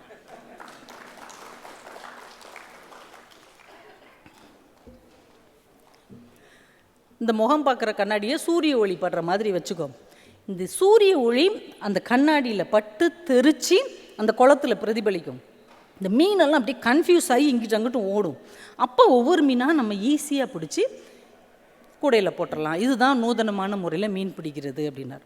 இதை கேட்டுக்கிட்டு இருந்தவர் சொன்னார், என்னை பார்த்தா அவனுக்கு பைத்தியம் மாதிரி தெரியுதா? இந்த முறையில் எப்படியா மீன் பிடிக்க முடியும்? அதை விடு, இன்னைக்கு நீ எத்தனை மீன் பிடிச்ச அதை சொல்லு அப்படின்னார். இவர் சொன்னார், உன்னையும் சேர்த்து 7 மீன். என்ன அர்த்தம்? அவர் மீன் பிடிக்கலை, மனிதர்களை பிடித்து கொண்டு இருக்கிறார். இன்றைக்கி வாழ்க்கையும் அப்படி தான் இருக்குது. நீ என்ன வேணால் செய், என்ன வேலை வேணால் பண்ணு, எப்படி வேணால் குறுக்கு வழியில் போ, ஆனால் பணம் சம்பாதி அப்படின்ற ஒரு தோற்றத்தை, ஒரு மாயையை நம்ம உருவாக்கி வைத்திருக்கிறோம். அதுதான் இந்த மாதிரி நூதனமான பிஸ்னஸ் நிறையா வந்துட்டுருக்கு. இந்த பொண்ணு அதே மாதிரி 10 நொடியில் வரைஞ்சோம்னா $10,000 கிடைக்கும்ல அப்படின்னு எனக்கு சொல்லிக் கொடுங்களேன் அப்படின்னு கேட்டுச்சு. அவர் சிரிச்சுக்கிட்டே சொன்னார், தாராளமாக சொல்லித்தர்றேன், ஆனால் நீ கற்றுக்கிறதுக்கு 30 வருஷம் ஆகும். 10 நொடியில் ஒரு ஓவியத்தை வரையலாம், ஆனால் அதை கற்றுக்கிறதுக்கு 30 ஆண்டுகள் நீ பொறுமையாக பயிற்சி செய்ய வேண்டும் அப்படின்னு சொன்னார்னா, எந்த ஒரு வெற்றிக்கு பின்னாலும், எந்த ஒரு உயரத்துக்கு பின்னாலும் ஒரு முயற்சி இருக்கிறது, ஒரு உழைப்பு இருக்கிறது என்பதை அடுத்த தலைமுறைக்கு புரியணும். எடுத்த உடனே பணம் கிடச்சிரும், எடுத்த உடனே மேலே வரணும் அப்படிலாம் சாத்தியமே கிடையாதுங்க. உண்மையான உழைப்பும் கடினமான முயற்சியும் தன்னம்பிக்கையும் இருந்தால் மட்டும்தான் வாழ்க்கையில் மிக உயரத்துக்கு போக முடியும் என்பதை நம்ம அவர்களுக்கு சொல்லித்தரணும். உசேன் போல்ட்டு 10 செகண்டில் 100 மீட்டர் ஓடிடுவார். கண்ணை மூடி கண்ணை திறக்குங்களே, வாமா மின்னல் அப்படின்னு ஒன்று இப்படி வந்துட்டு போதில்ல, அது மாதிரி அவர் போயிடுவார். 10 செகண்டில் 100 மீட்டர் ஓடிடுவார்.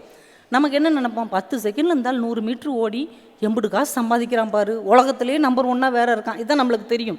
ஆனால் அந்த 10 செகண்டில் 100 மீட்டர் ஓடுவதற்கு பின்னால் 20 வருட ஓட்டம் இருக்கிறது, தூக்கம் இல்லாத ஓட்டம் இருக்கிறது, பொழுதுபோக்கு இல்லாத ஓட்டம் இருக்கிறது, அதற்கான பயிற்சி இருக்கிறது என்பதைத்தான் நம்ம பின்னாடி இருந்து பார்க்க வேண்டும். எவ்வளோ பெரிய விஷயம், சாதனைகளுக்கு பின்னால் எவ்வளவு வேதனைகள் இருக்கிறது என்பதை அடுத்த தலைமுறைக்கு நம்ம கற்றுக் கொடுக்கணும். ஒரு ஜென் குரு ஒருத்தர் இருந்திருக்கிறார்.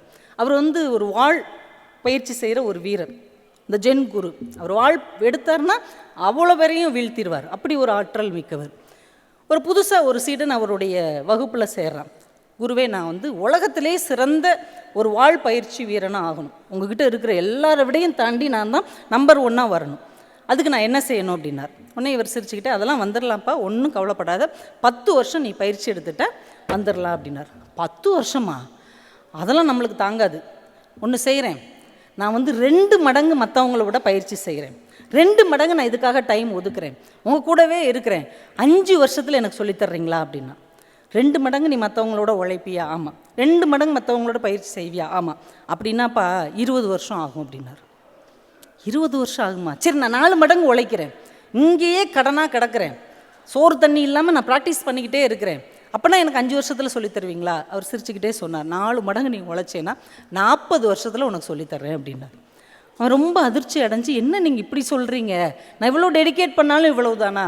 அவர் சிரிச்சுக்கிட்டே சொன்னார், எந்த ஒரு வித்தையும் எந்த ஒரு கலையும் ஆசுவாசமாக அமைதியாக இருக்கும்போது மட்டும்தான் கைவருமே தவிர, படபடப்போடும் பதட்டத்தோடும் வேகத்தோடும் அதை அணுகும்போது அது உன் கைகளை விட்டு விரைவில் வெளியேறி போய்விடும் என்று அவர் சொன்னார். ஸ்மார்ட் ஒர்க் அப்படிங்கிறதுக்கும் ஹார்ட் ஒர்க்குங்கிறதுக்கும் வித்தியாசம் இருக்குது. ஸ்மார்ட் ஒர்க்கு ஈஸியாக தெரியும், ஆனால் அந்த ஸ்மார்ட் ஒர்க்குக்கு பின்னால் பொறுமையான அமைதியான மனசு ஒருமுகப்பட்ட ஒரு பயிற்சி இருந்தால் அந்த ஸ்மார்ட் ஒர்க்கை நம்மளால் இயல்பாக செய்ய முடியும். நீங்கள் நல்லா யோசிச்சு பாருங்களேன், நிறைய விஞ்ஞானிகள் எல்லாம் சாதித்த சாதனை இருக்குல்ல, அதெல்லாம் பதட்டத்தில் செஞ்சதே கிடையாது. அவங்க ரொம்ப ஹாயாக ரொம்ப இயல்பாக இருப்பாங்கல்ல, அப்போ தான் நிறைய சாதிச்சிருக்காங்க.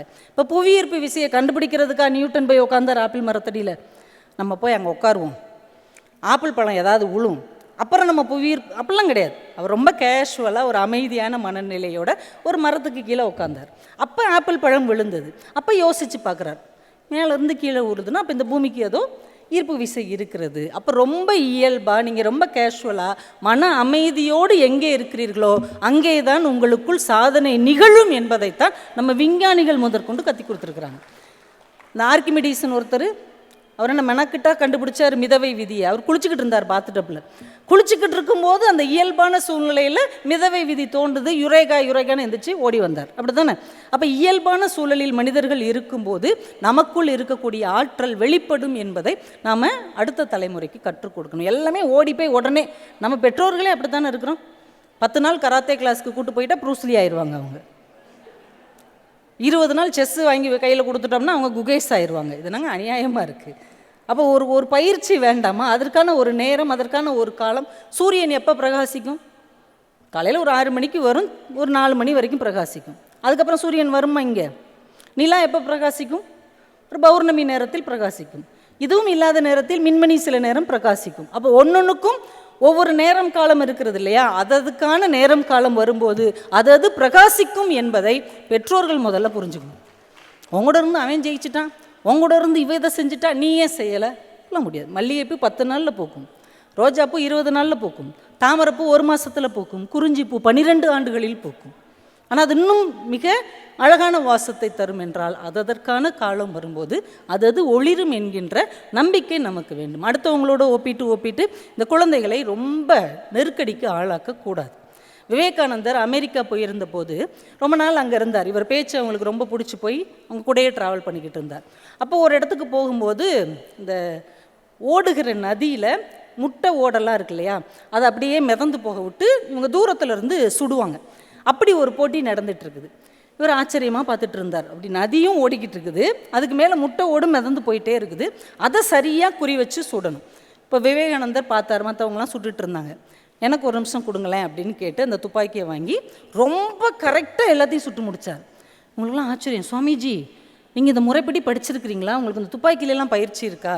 சிரிச்சுக்கிட்டே சொன்னார், இன்றைக்கி தான்ப்பா இதை தொட்டே பார்க்குறேன் அப்படின்னார். இன்றைக்கி தான் தொட்டே பார்க்குறீங்களா? எப்படி உங்களால் ஜெயிக்க முடிஞ்சது?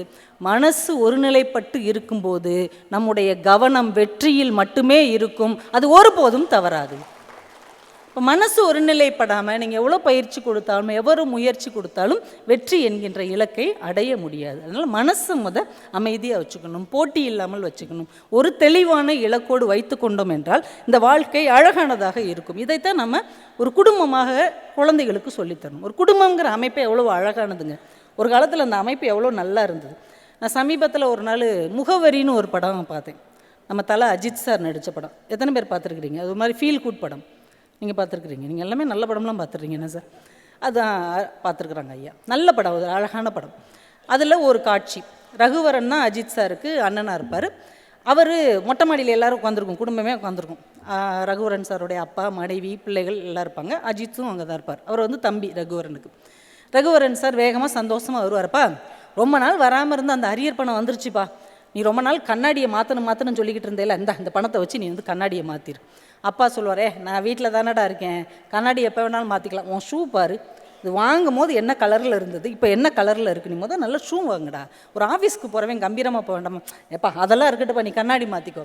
உடனே மூத்த மக வந்து சொல்லுவா, இல்லை அம்மாவுக்கு வந்து நல்லி சில்க்ஸில் ஒரு பட்டு சேலை பார்த்தாங்க, அதை ஏக்கமாக பார்த்து வச்சுட்டு வந்துட்டாங்க, ஒரு பட்டு சேலை கூட அவங்ககிட்ட இல்லை, நம்ம அது வாங்கி கொடுப்போம். உடனே அவங்க சொல்லுவாங்க, உனக்கு பர்த்டே வருது இல்லடி, உனக்கு சுடிதார் வாங்கி கொடுப்போம், பேசாமல் இரு, ஏங்க அந்த பணத்தை கொடுங்க சுடிதார் வாங்கிடுவோம். ஸ்ரீதர் நீ உனக்கு ஒன்றும் சொல்லலை. உடனே ஸ்ரீதர் தான் நம்ம அஜித் சார். உடனே இல்லைண்ணா, எனக்கு வந்து ஒரு வாக்மேன் இருந்தால் நல்லாயிருக்கும், ஏன்னா நான் மியூசிக் தானே பண்ணுறேன், அந்த மியூசிக்கை வந்து பிரித்து பார்த்து கேட்குறதுக்கு வாக்மேன் இருந்தால் நல்லாயிருக்கும். அந்த காலத்தில் வாக்மேன் தான் ஃபேமஸ். இந்த தலைமுறைக்கு வாக்மேன்னா என்னன்னே தெரியாது, நடந்து போகிற மனுஷன் தான் வாக்மேன் போல் அப்படின்னு நினைப்பாங்க. அன்றைக்கி இந்த வாக்மேன் கிடச்சா அது ஒரு பெரிய கொண்டாட்டம் தெரியுமா. இந்த இளைஞர்களெல்லாம் வாக்மேன் மாட்டிக்கிட்டு நம்ம நடந்த காலங்கள் இன்றைக்கி அது எல்லாமே போயிடுச்சு பாருங்கள், அந்த சந்தோஷமே. அந்த வாக்மேன் இருந்தால் நல்லாயிருக்குண்ணே. சரி, ஆளுக்கு ஒன்று சொல்கிறீங்க, எல்லார் பேரையும் எழுதி போடுவோம், குலுக்கி எடுப்போம், யார் பேர் வருதோ அவங்களுக்குரியதை நம்ம பண்ணிடுவோன்ட்டு எல்லாரும் ஆளுக்கு ஒரு பேனா எடுத்து அவங்கவுங்க பேரை எழுதுகிறாங்க. ஒருத்தங்க கருப்பு பேனால் எழுதுகிறாங்க, ஒருத்தங்க சிகப்பு பேனா, ஒருத்தங்க பச்சை பேனா, அப்படியே ஆளுக்கு ஒவ்வொரு கலரில் எழுதி சுருட்டி போடுறாங்க. அங்கனுக்குள்ளே விளையாடுற குழந்தைய கூப்பிட்டு எடு அப்படின்னோடனே எடுக்குது, ஸ்ரீதர் அப்படின்னு எழுதியிருக்கு. ஸ்ரீதர் ஒன்னே அஜித்துக்கு சந்தோஷம், ஆகா நான் நினச்சதான் கிடச்சிச்சு அப்படின்னு சந்தோஷப்பட்டுட்டு இருக்கிறாரு. வானவில் வருது, வானவில்னு எல்லாரும் கொஞ்சம் தள்ளி அதை பார்க்க போகிறாங்க. இவர் அந்த எடுத்து கொடுத்து அந்த பேப்பரை பிரிக்கிறாரு, இது இவர் எழுதுனது கிடையாது, பின்னடா இது வேறு எதாக இருக்குன்ட்டு ஒவ்வொன்றையா எடுத்து பிரித்து பார்க்குறாரு. குடும்பத்தில் இருக்கிற எல்லா உறுப்பினர்களும் ஸ்ரீதர் ஸ்ரீதர் என்று அஜித் பேரை எழுதி போட்டிருப்பாங்க. அப்படியே கண் கலங்கி அப்படியே அஜித் நிற்பார். ரகுவரன் வந்து வானவில்லை பார்க்கலையா அப்படிம்பார். நான் வானவில்லை இங்கேயே பார்த்துட்டேன்னா அப்படிம்பார். தாங்க குடும்பம். இன்னொருத்தருக்காக விட்டு கொடுப்பது, இன்னொருத்தருடைய ஆசைக்காக தன்னை தியாகம் செய்வது தான் குடும்ப அமைப்பாக ஒரு காலத்தில் இருந்தது. இன்றைக்கி ஒருத்தருடைய சுயநலத்துக்காக எல்லாரையும் போட்டு சாத்துறது தான் இன்றைக்கி குடும்ப அமைப்பு என்று மாறிக்கொண்டு இருக்கிறது. இந்த அன்புகளை எல்லாம் நம்ம என்றைக்கு இந்த குழந்தைகளுக்கு கற்றுக் கொடுப்பது? இதெல்லாம் நிறைய புத்தகங்கள் மூலமாக, நல்ல கலையின் மூலமாகத்தான் குழந்தைகளுக்கு நம்ம கொண்டு செல்ல முடியும். ஒருத்தருக்கு ஒருத்தர் விட்டு கொடுத்து வாழ்வது தான் உண்மையான உன்னதமான வாழ்க்கை. அதில் வந்து பிரச்சனையும் கிடையாது, அதில் என்ன ஒரு செல்ஃபிஷும் இல்லாத ஒரு சூழ்நிலையை நம்ம உருவாக்கணும். இந்த புத்தகம் நமக்கு என்ன கற்றுக் கொடுக்கும்னா ஒரு தைரியத்தை கற்றுக் கொடுக்கும். நம்ம ரொம்ப சோர்ந்து போகிற நேரத்தில் நல்ல புத்தகங்கள், சின்ன கதை கூட நமக்கு ஒரு பெரிய ஒரு உற்சாகத்தையும் உத்வேகத்தையும் தரும். நீங்கள் கவனித்து பாருங்களேன், உயிரினங்கள்லேயே முயல்னு ஒன்று இருக்குல்ல, முயல்னு ஒரு உயிரினம் இருக்குல்ல, அதுதான் ரொம்ப பயப்படும், ரொம்ப அச்சப்படுகிற ஒரு உயிரினம்னா முயல் தான். நீங்கள் நைட்டு கார் ஓட்டிகிட்டு கிராம சைடு போனீங்களா, முயல் அந்த பக்கம் ஓடி வரும்ல, காருக்கு முன்னாடி நின்றும், அந்த லைட் வெளிச்சத்தை பார்த்து பயந்து போய் நின்றுக்கிட்டே இருக்கும். நம்ம அடிபட்டாலும் பரவாயில்லன்ட்டு அது பாட்டுக்கு நிற்கும், நம்ம விரட்டி விட்டால் தான் போகும். அந்த அளவுக்கு முயல் எதற்கும் அச்சப்படுகிற பயப்படுகிற ஒரு உயிரினம். ஒரு செடி கொடி அசைஞ்சாலே படக்குன்னு ஓடி போய் வலையில் ஒளிஞ்சுக்கும். ஒரு புலியோடைய உருமல் கேட்டாலே சில முயல் செத்து போயிடும், அப்படி பயப்படும் அந்த முயல். ஒரு குட்டி முயலுக்கு ரொம்ப வருத்தம், இதெல்லாம் ஒரு வாழ்க்கையா, இதெல்லாம் ஒரு பொறப்பா, ஒரு செடி அசைஞ்சா பயந்து போயிடுறோம், ஒரு புலி உருமுனா செத்து போயிடுறோம். இப்படி ஒரு வாழ்க்கையை நமக்கு ஏன் கடவுள் கொடுத்தான்? இப்படி பயந்து பயந்து வாழ்கிறத விட ஒரேடியாக செத்து போயிடலாம், அதாவது ஒரு வீரமாக இருக்கும் அப்படின்னு அது முடிவு பண்ணிக்கிச்சு. முடிவு பண்ணி நம்ம சூசைட் பண்ணிக்கிடுவோம், நமக்கு இருக்கிற ஒரே ஒரு வீரம் அதுதான், அதையாவது நம்ம ப்ரூவ் பண்ணணும் அப்படின்னு அந்த முயல் முடிவு பண்ணி என்னென்னமோ முயற்சி பண்ணும். அதெல்லாம் சாகவே முடியாது. கடைசியாக ஒரு முடிவு எடுக்கும். தூரத்தில் ஒரு குளம் இருக்குது, நம்ம பின்னாடி ஓடி போய் வேகமாக ஓடி வந்து நடு குளத்தில் குதிச்சிட்டோம்னா முங்கி செத்துருவோம், இப்படியாவது நம்ம வீரத்தை வந்து நம்ம ப்ரூவ் பண்ணுவோன்ட்டு ஒரு 10 அடி பின்னாடி ஓடி ஃபாஸ்ட்டாக ஓடி வந்து குதிக்க போகும் பாருங்கள். அந்த சுற்றி அந்த குளத்தை சுற்றி 10-15 தவளை பேசிக்கிட்டு விளையாடிக்கிட்டு இருக்கும். இது ஓடி வந்த வேகத்தை பார்த்த உடனே எல்லா தவளையும் தண்ணிக்குள்ளேயும் நிலத்துலையும் சதறி ஓடும். இது படக்கு நின்றுட்டு பார்க்கும், நம்மளையும் பார்த்து பயந்து ஓடுறதுக்கு 4-5 பேர் இருக்காங்க போல், இது தெரியாமல் நம்ம சாவ தெரிஞ்சோமே அப்படின்ட்டு இவங்களே உயிரோடு வாழும் போது நம்ம ஏன் வாழக்கூடாதுன்னு அது கம்பீரமாக போச்சான். இப்போ ஒரு விஷயம் ஞாபகம் வச்சுக்கோங்க, ரொம்ப மனசோர்வும் மனசலிப்பும் வேதனையும் வரும்போது நமக்கு கீழே வாழுகிறவர்களை பார்க்க வேண்டும். இன்னும் வாழ்க்கையில் உயர வேண்டும் என்று நினைக்கும் போது நமக்கு மேலே இருக்கிற மனிதர்களை பார்க்க வேண்டும். அப்படி பார்க்க கற்றுக் கொடுப்பது இன்றைக்கி நமக்கு பாட்டியோ ஒரு அம்மா அப்பாவோ பக்கத்தில் உட்காந்து சொல்லிக் கொடுக்கறதுக்கு மனிதர்கள் குறைந்து கொண்டே போகிறார்கள். இதையெல்லாம் ஒரு புத்தகம் நமக்கு பக்கத்தில் உட்கார்ந்து ஒரு நண்பனை போல கற்றுக் கொடுக்கிறது என்றால் இதை நம்ம கற்றுக்கிட்டு தானே ஆகும். இப்போ புத்தகம் எவ்வளோ விஷயத்தை நமக்கு கற்றுக் கொடுக்கறது பாருங்கள். ஒரு வரி, சாதாரண ஒரு வரி நான் படித்தேன், இன்றைக்கி தான் படித்தேன், அது சொல்லணும் அப்படின்னு நினச்சேன். சாய்ந்து கொள்ள தோள் கிடைக்காத போது நிமிர்ந்து விடுகிறது முதுகு. சாய்ந்து கொள்றதுக்கு தோள் கிடைக்கலன்னொன்னே என்ன ஆயிடுது? முதுகு நிமிர்ந்துருது. நம்ம ரொம்ப நாளாக ஒருத்தவங்களை நம்பிக்கிட்டே இருப்போம், அவங்கள சாஞ்சிக்கிட்டே இருப்போம், அவங்க கையை பிடிச்சிக்கிட்டே இருப்போம். திடீர்னு விட்டுறாங்கன்னு வைங்க, அப்போ தான் நம்ம தைரியமாக தனியாக இண்டிபெண்ட்டாக வாழ முடியும் என்கின்ற தைரியம் நமக்குள்ளே வருகிறது.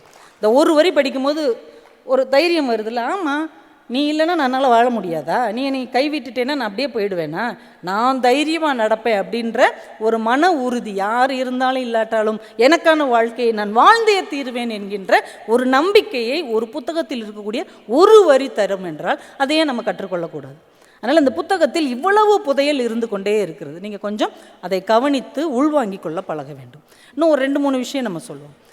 முத்துலிங்கம் அப்படின்னு ஒரு எழுத்தாளர் எத்தனை பேருக்கு தெரியும், எத்தனை பேருக்கு பிடிக்கும்? முத்துலிங்கம் கவிஞர் முத்துலிங்கம் இல்லை, கவிஞர் முத்துலிங்கம் பாட்டு எழுதுகிறவர், எம்ஜிஆர் அவர்களுக்கெல்லாம் பாட்டு எழுதுகிறவர். நான் சொல்கிறது முத்துலிங்கம். இன்றைக்கும் அவர் கனடாவில் வாழ்ந்துட்டுருக்கிறார். எத்தனை பேருக்கு தெரியும்? தெரிஞ்சவங்களுக்கு ஒரு பெரிய கைத்தட்டல் கொடுங்க, ரொம்ப சந்தோஷம். வாங்க தம்பி. முத்துலிங்கம் அப்படின்றவர் நம்ம தமிழ் எழுத்தாளர்களே ஒரு வித்தியாசமானவர், நமக்கு கிடைச்ச ஒரு கிஃப்ட்டுன்னு சொல்லலாம். ஏன்னா அவருடைய வாழ்க்கையை நீங்கள் பார்த்தீங்கன்னா, இலங்கையில் யாழ்ப்பாணம் இருக்குல்ல, அதில் கொக்குவில்னு ஒரு சின்ன கிராமம், அந்த சின்ன கிராமத்தில் பிறந்து வளர்ந்து அகதியாக வெளியில் போனவர். போய் அக்கௌண்டன்சி முடிச்சிருந்தவர் உலக வங்கியில் வேலை பார்த்தார். இந்த வாய்ப்பு எத்தனை தமிழர்களுக்கு கிடச்சிருக்குது? உலக வங்கியில் வேலை பார்த்தார்.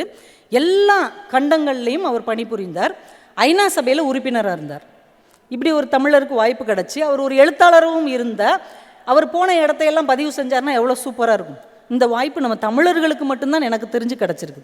இலங்கையில் பிறந்து ஐநா சபையில் உறுப்பினராக இருந்து உலக வங்கியில் பணியாற்றி எல்லா கண்டங்கள்லேயும் பயணம் செய்து வேலை பார்த்து இப்போ கனடாவில் வந்து செட்டில் ஆகியிருக்கார். அப்போ எல்லா நாட்டினுடைய சூழல் தெரியும், அந்த மனிதர்களுடைய வாழ்க்கை புரியும், எல்லா ஏற்றத்தாலும் தெரியும். அவருக்கு 85 வயசு, கிட்டத்தட்ட 16 வயசில் வெளியில் வந்தவர், உலகம் முழுக்க சுற்றி இப்போ கனடாவில் உட்காந்துருக்கிறார். அப்போ அவர் எழுதுகிற எழுத்துலாம் நமக்கு எவ்வளோ பெரிய வேல்யூ. நம்மளால் இவ்வளோ பெரிய வாழ்க்கையை நம்மளால் வாழ முடியுமா? ஆனால் ஒரு புத்தகத்தின் மூலமாக அவர் நமக்கு கற்றுத்தருகிறார். அவர் ஒரு கட்டுரை எழுதியிருக்கிறார், உள்ளே வராதே அப்படின்னு ஒரு கட்டுரைக்கு பேரே நல்லா இருக்குல்ல. அவர் எழுதுறது எல்லாமே வித்தியாசமாக இருக்கும். எனக்கு அவர் எழுதின புத்தகத்திலே ரொம்ப பிடிச்ச ஒரு புத்தகத்துக்கு பேர் ஒன்றுக்கும் உதவாதவன். இப்படி ஒரு புக் எழுதியிருக்கிறார், ஒன்றுக்கும் உதவாதவன். ஆனால் அந்த புத்தகம் நம்ம வாழ்க்கை முழுக்க உதவும், அப்படி ஒரு புத்தகம். இவர் இந்த கட்டுரைக்கு பேர் உள்ளே வராதே. அவர் சின்ன வயசில் அவங்க ஊரில் கொக்குவில்னு அந்த கிராமத்தில் இலங்கையில் இருக்கும்போது சின்ன பையனாக இருக்கிறார், ஒரு 6வது என்னமோ படிச்சுக்கிட்டு இருக்கிறார். அப்போ அவங்க ஊருக்கு நம்ம வாரியார் சுவாமி இருக்கிறார்ல, கிருபானந்த வாரியார் ஐயா, ஒரு 10 நாள் ராமாயண சொற்பொழிவு சொல்கிறதுக்காக போயிருக்கிறார். அங்கே உள்ள கோவிலில் ராமாயண சொற்பொழிவு பேசுகிறதுக்காக. ஒரு நாள் அவர் பேச்சை கேட்டிருக்கிறாரு, இவருக்கு ரொம்ப பிடிச்சிருக்கு. அவர் எங்கே தங்கியிருக்கிறாருன்னா இவருடைய நண்பன் வீட்டுக்கு பக்கத்து வீட்டில் தான் தங்கியிருக்கிறார். அவன் நண்பன் சொல்கிறான், நேற்று பேசினார்ல அவர் எங்கள் வீட்டுக்கு பக்கத்தில் தாண்டா தங்கியிருக்கிறாரு அப்படின்னு. இந்த பையனுக்கு ரொம்ப ஆசையாக போச்சு இவருக்கு, முத்துலிங்கத்துக்கு, நம்ம போய் அவரை பார்ப்போம் அப்படின்ட்டு ஒரு பகல் நேரத்தில் அவரை தேடி போகிறார். பார்த்தா வாசலில் ஒரு வேலைக்காரர் ஒருத்தர் நின்றுட்டே, இங்கெல்லாம் வரக்கூடாது போ அப்படின்னு விரட்டுறார். உடனே வாரியார் சாமியோட குரல் கேட்குது, என்னப்பா என்ன சத்தம் அப்படின்னு. இல்லை ஒரு சின்ன பெடியன் தான், நான் துரத்தி விட்டேன் அப்படிங்கிறார். அவர் இலங்கைக்காரங்க அப்படி தானே பேசுவாங்க, ஒரு சின்ன பெடியன் வந்தால் நான் துரத்தி விட்டேனார். அப்போல்லாம் சின்னவர் பெரியவர்லாம் கிடையாதுப்பா, வர சொல்லு அந்த பையனை. உனக்கு பாப்பா அப்படின்னு உள்ளே போகிறார். இந்த பையன் சின்ன பையன், என்ன தம்பி என்ன வேணும் அப்படின்றார். இல்லை சும்மா அவங்கள பார்க்குறதுக்காக வந்தேன் அப்படின்னார். அப்படியா படிக்கிறியா அப்படின்னா, படிக்கிறேன், நல்லா படிக்கணும், என்னுடைய பிரசங்கம்லாம் கேட்டிருக்கியா? நேற்று கூட கேட்டேன், இன்றைக்கி வா, இன்றைக்கும் கேட்க வரணும், சரியா நான் உன்னை எதிர்பார்ப்பேன். சரி வாரேன் சாமி அப்படின்ட்டு ஓடிட்டார். அவருக்கு சந்தோஷம், ஒரு பெரிய சொற்பொழிவாளரே நம்மளை வர சொல்லிட்டாரேன்ட்டு ரொம்ப பொறுப்பாக நல்ல டவுசர் சட்டையெல்லாம் போட்டுட்டு முன் வரிசையில் போய் உட்காந்துட்டார். ஏன்னா அவர் இன்வைட் பண்ணியிருக்காருல, வாரியாரே இன்வைட் பண்ணியிருக்காரு இவரை, போய் முன் வரிசையில் உட்காந்துட்டார். அன்னைக்கு கம்பராமாயணத்தில் என்ன காட்சி அப்படின்னா, ராமனும் குகனும் சந்திக்கிற ஒரு காட்சி.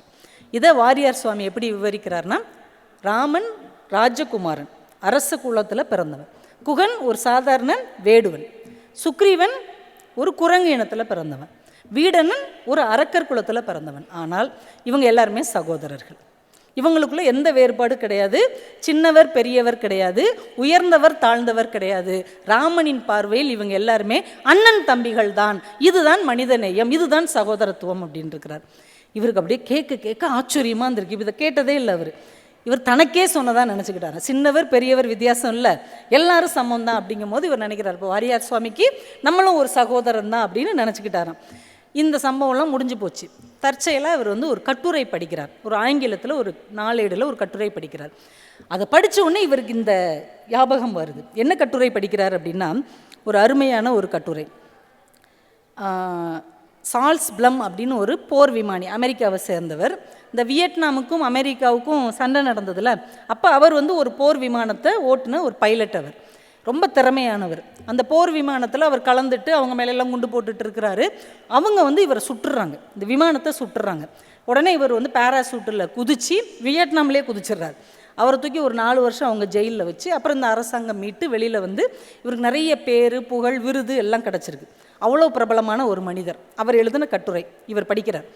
அவர் ஒரு நாள் ஒரு உணவகத்தில் சாப்பிட்டுட்டு இருக்கிறார். இவர் தான் நல்லா ஃபேமஸ் ஆகிட்டார். ஏன்னா சிறந்த போர் விமானி, எதிர் அணியில் மாட்டினா கூட தப்பிச்சு வந்துட்டார் அப்படின்னு சொல்லி ஃபேமஸாக இருக்கிறார். உணவகத்தில் உட்காந்து அவர் மனைவியோடு சாப்பிட்டுட்டு இருக்கிறாரு. தூரத்தில் உட்காந்து சாப்பிட்டுட்டு இருக்க ஒரு சாதாரண மனுஷன், அவர் யாருன்னே தெரில, ரொம்ப சாதாரணமான ஒரு எளிய மனிதன். இவரை பார்த்தோன்னே எந்திரிச்சு ஓடி சார் நீங்கள் பிளம் தானே அப்படிங்கிறார். ஆமாம், நீங்கள் இந்த அமெரிக்க வியட்நாம் போரில் நீங்கள் தானே விமானம் ஓட்டினீங்க? ஆமாம்மா, நான் தான் விமானம் ஓட்டினேன். இந்த பைலட்டாக இருக்கிறவங்களுக்கு என்ன அப்படின்னா, நீங்கள் இப்போ கூட விமானத்தில் போகும்போது பார்ப்பீங்க, அந்த உள்ள வேலையை பூரா மற்றவங்க செய்வாங்க. ஒரு விமானத்துக்கு எவ்வளோ வேலைகள் இருக்கும். அந்த எரிபொருள் நிரப்புறதுலேருந்து, இந்த பேராசூட் எடுத்து வைக்கிறதுலேருந்து, அதை க்ளீன் பண்ணுறதுலேருந்து, அது நல்லா ஓடுதா அப்படிங்கிறத செக் பண்ணுறதுலேருந்து ஒரு 10-20 பேராவது அந்த வேலையை பார்ப்பாங்க. ஆனால் கடைசி அந்த பைலட் எப்படி வருவார், கையில் ஒரு ஸ்டார்பக்ஸில் ஒரு சாக்லேட் காஃபியை வச்சுக்கிட்டு ஜல்லுன்னு ஏறி உட்காந்துருவார். இதுதான் அவருடைய வேலை. அந்த கால சூழ்நிலையை பார்க்குறதுக்குன்னு ஒருத்தர் இருப்பார். அவங்க உள்ளே போனோடனே அந்த ரூமுக்கு வெளியில் அந்த கதவுல என்ன எழுதியிருப்பாங்க, உள்ளே வராதேன்னு எழுதியிருப்பாங்க. அதர்ஸ் நாட் அலவுட் அப்படின்னு போட்டிருப்பாங்க. அதுதான் அவங்க கதவுல உள்ளே வராதே அப்படின்னு தான் எழுதியிருக்கும். அப்போ ஆனால் அந்த பைலட்டுக்கு அவங்க பார்க்குற வேலைகளை பற்றியெல்லாம் தெரியாது, அவருக்கு ஓட்ட தெரியும், அவ்வளோதான். இந்த எளிய மனிதர் கேட்குறாரு, நீங்கள் தானே அந்த வியட்நாம் போரில் கலந்துக்கிட்டீங்க, அந்த சிறைச்சாலையிலலாம் இருந்து அப்புறம் அரசாங்கம்லாம் உங்களை மீட்டுட்டு வந்துச்சு? ஆமாம் ஆமாம் ஆமாம், என்ன சொல்லுங்கள், என்ன விஷயம் சொல்லுங்கள், நீங்கள் யார், என்னை அவ்வளோ நல்லா தெரிஞ்சு வச்சுருக்கீங்க, நீங்கள் யார்? அவர் சிரிச்சுக்கிட்டே சொல்கிறார், சார் நான் தான் சார் அன்னைக்கு உங்களை பேராசூட்டை மடித்து வச்சேன் உங்கள் சீட்டு கீழே. அவ்வளோ பெரிய விஷயம். அப்படியே அவர் அதிர்ந்து போய் அவர் கையை பிடிச்சிட்டு அப்படியே நின்றுட்டாராம். ஏன்னா அந்த பேராசூட் மட்டும் அவர் கரெக்டாக எடுத்து வைக்கலைன்னா இவர் அப்படியே மேலேருந்து விழுந்து செத்து போயிருப்பார். ஆனால் அவர் ரொம்ப பெர்ஃபெக்டாக யாருக்கும் அந்த வேலையை செய்கிறோம், இதை எடுப்பாங்களா, பெரும்பாலும் பேராசூட்டை யாரும் யூஸ் பண்ண மாட்டாங்கல்ல, போனால் திரும்பி பத்திரமா வரப்போகிறாங்க, எந்த ஆபத்தும் வராதுன்னு நினச்சிட்டு இவர் கோணமானலாம் வச்சுருந்தாருன்னு வைங்க, என்ன ஆகும்? ஆனால் அவர் வேலையை அவர் ஒழுங்காக, யார் உட்காருவாங்க, என்ன நடக்கும்னே தெரியாது, ஆனால் ரொம்ப பெர்ஃபெக்டாக அந்த சின்ன வேலையை செய்ததால் தான் இன்னைக்கு பேரும் புகழோடும் நாம் உயிரோடு நிற்கிறோம் என்பதை நினச்ச உடனே அவர் ரெடி அதிர்ச்சி ஆயிட்டாராம். இதை அவர் எழுதிட்டு சொன்னார், எனக்கு வாரியார் சொன்னது தான் ஞாபகம் வந்தது, இந்த உலகத்தில் சிறியவர் பெரியவர் உயர்ந்தவர் தாழ்ந்தவர் என்று யாருமே இல்லை. நீங்கள் உயர்ந்தவராக இருந்தால் கூட ஒரு எளிய மனிதருடைய ஒரு சேவை உங்களுக்கு தேவையாக இருக்கிறது. நம்ம கண்ணுக்கே தெரியாது அவங்க அந்த சேவையை நமக்கு செஞ்சுருக்கிறாங்க, ஆனால் அந்த சேவையை அவங்க நமக்கு செய்யலைன்னா நமக்கு வாழ்க்கையே இல்லை. நம்ம வாழ்க்கை பாதையில் இப்படி எத்தனை மனிதர்களை கடந்து வர்றோம், பஸ்ஸில் ஏறி வர்றோம், ட்ரெயினில் ஏறி வர்றோம், ஃப்ளைட்டில் வர்றோம், யாரால் நம்ம பத்திரமா இறங்குறோம்? அந்த ஓட்டுநர். எனக்காவது அந்த ஓட்டுநர் பக்கத்தில் போய், சார் உங்கள் பேர் என்ன சார், நல்லா இருக்கிறீங்களா சார், ஒரு வாழ்க வளமுடன் சார் அப்படின்னு சொல்லிட்டு வர்றோமா? ஆனால் அந்த பயணத்தை அவர் தான் நம்மளை பத்திரமா கொண்டு போய் இறக்குறார். வீட்டுக்கு டெய்லி தண்ணி கொண்டு வருவதற்குன்னு ஒருத்தர் வருவார், வீட்டுக்கு டெய்லி ஒருத்தர் பேப்பர் கொண்டு வருவார், டெய்லி நம்ம தெருவை குப்பை அள்ளுற ஒரு அம்மா அள்ளிட்டு போவாங்க. அவங்க பேர் யாருக்காவது தெரியுமா? இவங்க எல்லாருமே பெயரற்ற மனிதர்கள், ஆனால் நாம் பெயரும் புகழுமாக வாழ்வதற்கு இவர்கள் தான் காரணமாக இருக்கிறார்கள் என்பதை வாழ்க்கையில் மறந்துடக்கூடாது. அதனால் வாழ்க்கையில் பெருசு சிறுசு, நீ அது நான் இது அப்படின்ற எந்த ஏற்றத்தாலும் இந்த வாழ்க்கையில் கிடையாது. ஒரு பழங்குடி மக்கள், ஆப்பிரிக்க மக்கள் வாழுகிற ஒரு கிராமத்துக்கு இங்கிலாந்துலேருந்து ஒரு பயணி போயிருக்கிறார். அவர் ஒரு எழுத்தாளர். அவங்க வாழ்கிற வாழ்க்கையை ஒரு கட்டுரையாக எழுதுறதுக்காக அவர் போயிருக்கிறார். அந்த எழுத்தெல்லாம் பண்ணிக்கிட்டு இருக்கும்போது ஒரு 10-15 குழந்தைங்க பார்க்குறதுக்கே பரிதாபமாக இருக்கிறாங்க. ஒரு நல்ல ட்ரெஸ் இல்லை, நல்ல சாப்பாடு இல்லை, தலையெல்லாம் பங்கரையாக இருக்குது, விளையாடிக்கிட்டு இருக்கிறாங்க. மரத்துலேருந்து ஒரு பழம் விழுது, அந்த பழத்துக்கு அடிச்சுக்கிறாங்க, எனக்கு கொஞ்சம் உனக்கு கொஞ்சம் அப்படின்னு. அந்த ஒரு பழத்தை 15 குழந்தைங்க அடித்து பிடிச்சி பிரித்து சாப்பிட்றாங்க.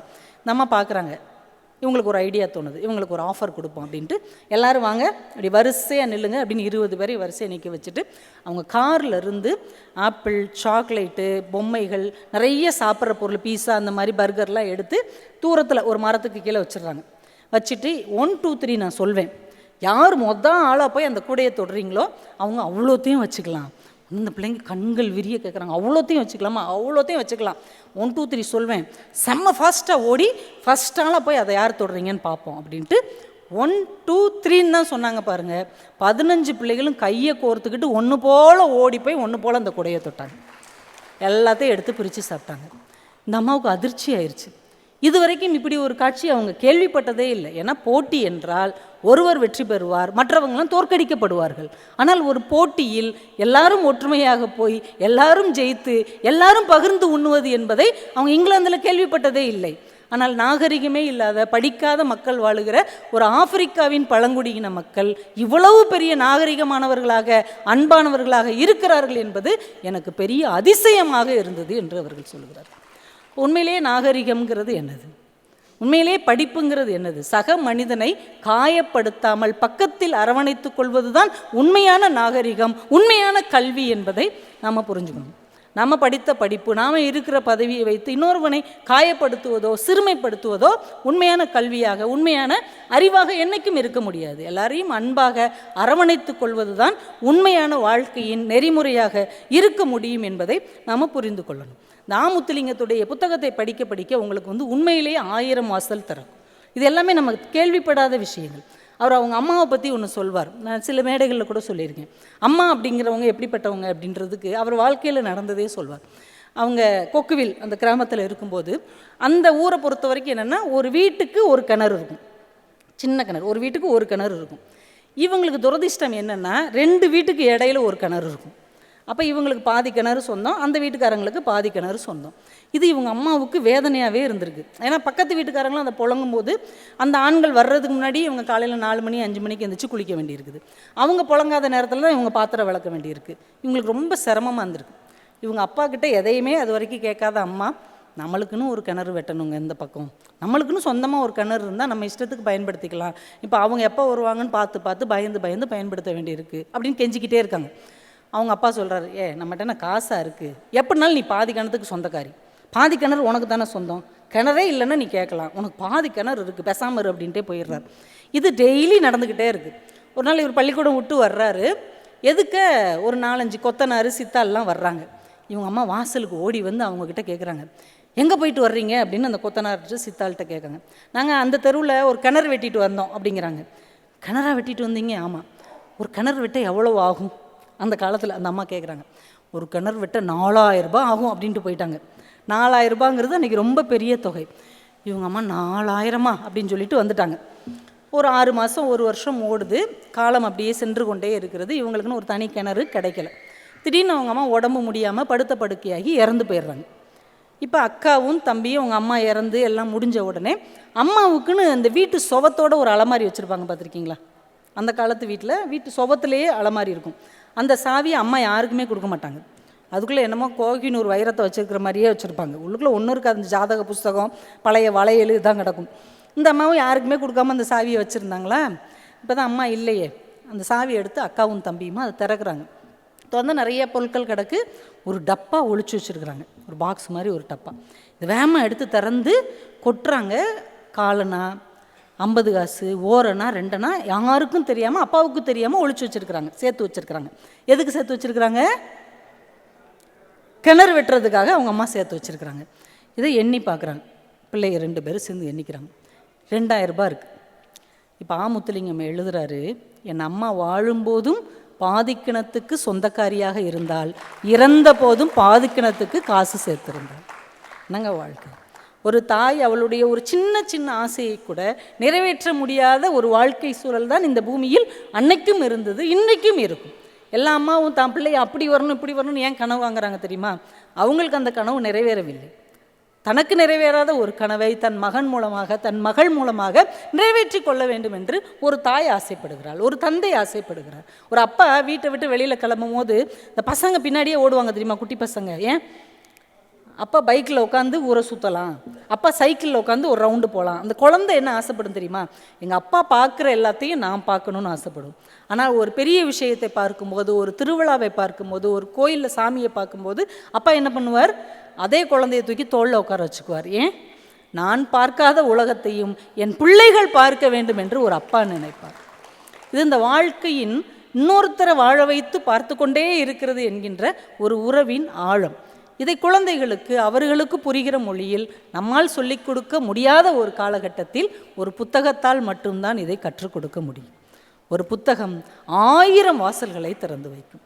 ஒன்று ஞாபகம் வச்சுக்கோங்க, எந்த சாவியை கொண்டு கதவு பூட்டப்படுகிறதோ அந்த சாவியை கொண்டு தான் கதவை திறக்க முடியும்.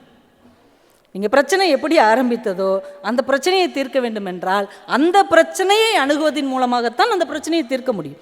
இன்னொரு புது பிரச்சனையை உருவாக்குவதன் மூலமாக ஒரு பிரச்சனையை தீர்க்கவே முடியாது. அதனால் இந்த வார்த்தையை ஞாபகம் வச்சுக்கோங்க, எந்த சாவியை கொண்டு கதவு பூட்டப்படுகிறதோ அந்த சாவியை கொண்டு தான் கதவை திறக்க முடியும். இந்த புத்தகம் என்கின்ற ஒரு சாவி உங்கள் வாழ்க்கையில் மூடப்பட்டிருக்கிற 1000 வாசல்களையும் திறக்கக்கூடிய வல்லமை பெற்றது என்பதை நீங்கள் தயவு செஞ்சு மறந்துடக்கூடாது. இன்னும் ஆண்டன் செக்காவுடைய ஒரு கதையெல்லாம் எடுத்துகிட்டு வந்தேன். டைம் ஆனதுனால இன்னும் 10 நிமிஷம் எடுத்துக்கலாமா? அதுக்குள்ளே நான் சுருக்கமாக சொல்ல முடியுமான்னு பார்க்குறேன். என்னது கொஞ்சம் பெரிய கதை தான், ஆனால் சுருக்கமாக சொல்லிடுவோம். ஆண்டன் செக்காவ் அப்படின்னு ஒரு ரஷ்ய எழுத்தாளர். நம்ம எழுத்தாளர் எஸ் ராமகிருஷ்ணன் அவர்களுக்கு ரொம்ப பிடித்த எழுத்தாளர்னா இவர் தான். ஆண்டன் செக்காவ்னு இவரை பற்றி சொல்லிக்கிட்டே இருப்பார். அவருடைய கதையில் இந்த சூழலுக்கு சொல்லி முடிக்கிறதுக்கு இது நல்லா இருக்கும் அப்படின்னு எடுத்தேன். பந்தயம் அப்படின்னு ஒரு கதை. ஆண்டன் செக்காவ் எழுதுனா, ரஷ்ய எழுத்தாளர், அந்த காலத்தில் எழுதுனா ஒரு கதை. பந்தயம்னா என்ன? பெட் கட்டுறது. இப்போ நம்ம எல்லாருமே வாழ்க்கையோட பெட் கட்டிட்டு தான் இருக்கிறோம். ஒவ்வொருத்தங்களும் ஏதாவது ஒரு விஷயத்தில் பந்தயம் போட்டுகிட்டே தான் இருக்கிறோம். பணத்துக்காக ஓடி உடல் நலத்தை பந்தயம் வைக்கிறோம். குடும்பத்துக்காக ஓடி தன்னுடைய சொந்த நிம்மதியை பந்தயம் வைக்கிறோம். அன்னைக்கு மகாபாரதத்தில் தர்மர் என்ன பண்ணார்?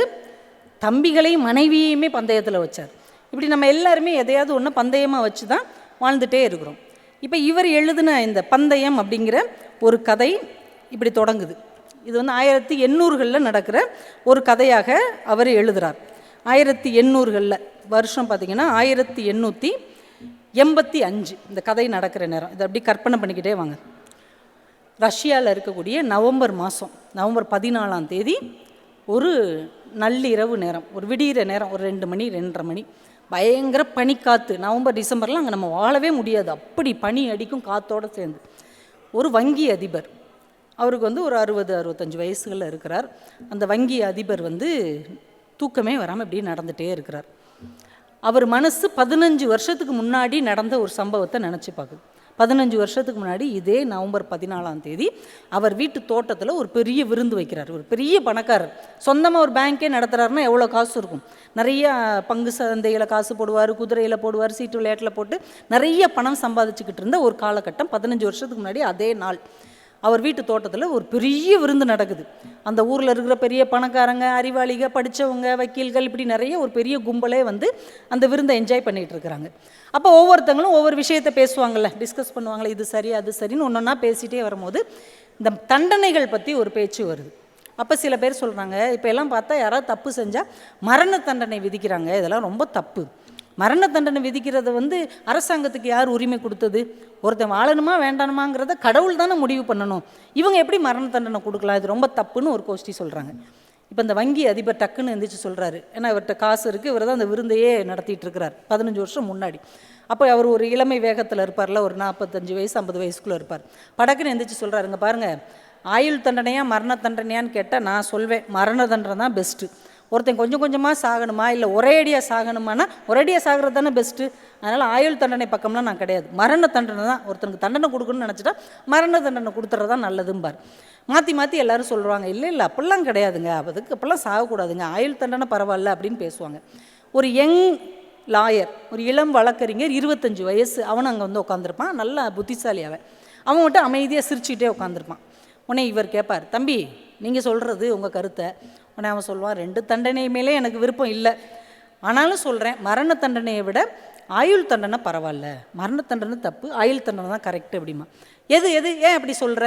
ஏங்க, ஒருத்தன் படக்குன்னு செத்து போகிறத விட எங்கேயாவது ஒரு இடத்துல அவன் வாழ்கிறான் அப்படிங்கிறது பரவாயில்ல, அவனுக்கு ஒரு வாழ்க்கை இருக்குது, அவன் வாழ்க்கையை வாழ்ந்துட்டு இருக்காங்கிறது தான் சரி, அதனால் ஆயுள் தண்டனை தான் பெஸ்ட்டு.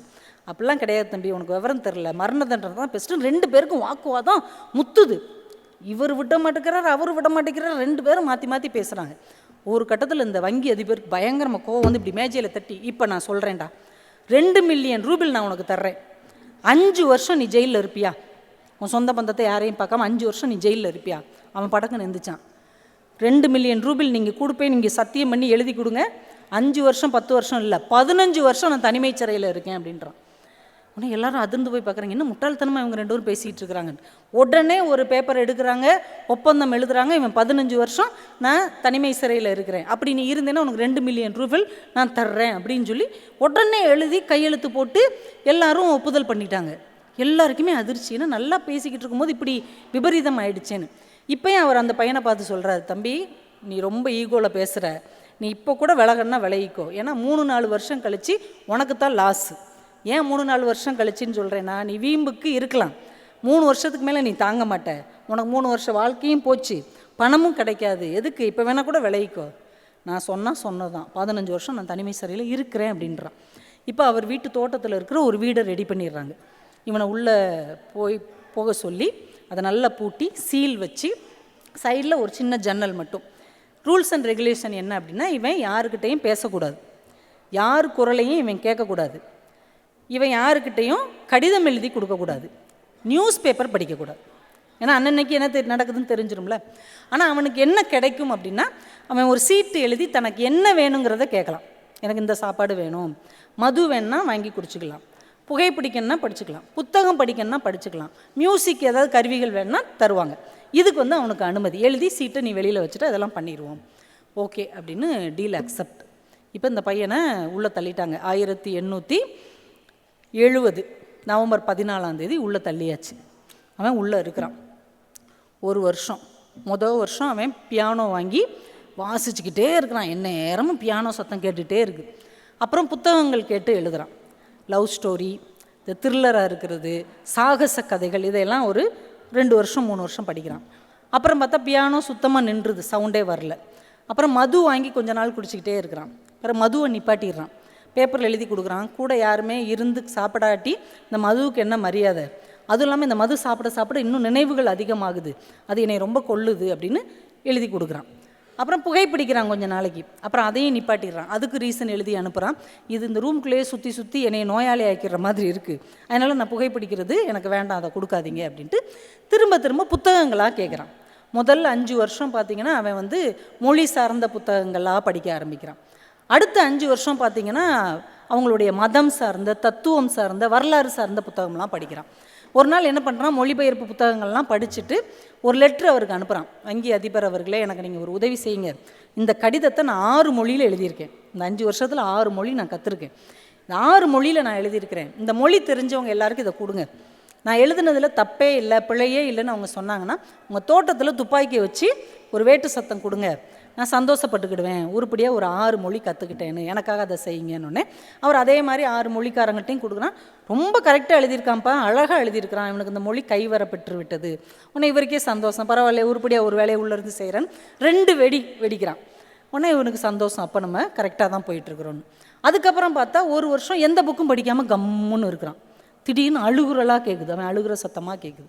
அப்புறம் பார்த்தா ஒரு 5 வருஷம் கண்ட மணிக்கு 600 புக்கு படிக்கிறான். இந்த புக்கு அந்த புக்குன்னு சம்மந்தம் இல்லாமல் புக்கெல்லாம் படிக்கிறான். அறிவியல் புக்கு, வேதியியல் எல்லாமே படிக்கிறான். அதை சில பேர் வந்து ஜன்னல் வழியாக பார்க்குறவங்களுக்கு எப்படி தோணுது அப்படின்னா, ஒரு படகுல போய்கிட்டு இருந்தவன் படகு நொறுங்கி கடலில் விழுந்தா இந்த கட்டைன்னு எதையாவது பிடிச்சி தப்பிக்க நினைப்பாம்ல, அது மாதிரி இந்த புஸ்தகம்னு அதை பிடிச்சி அவன் தவிக்கிற மாதிரி அவங்களுக்கு தெரியுது. அப்புறம் காலம் ஓட நிறைய பேர் இதை மறந்துட்டாங்க. 10 வருஷம் 12 வருஷம் 13 வருஷம் ஆச்சு. இப்போ 14வது வருஷத்துக்குள்ளே அவன் நிறைய தத்துவங்களாக படிக்கிறான். மதம் சார்ந்த, மதம் சார்ந்த, உலகியல் சார்ந்த எல்லாமே படித்து கடைசி ஒரு வருஷம் அமைதியாக இருக்குது. அவன் இருக்கிற இடமே அமைதியாக இருக்குது.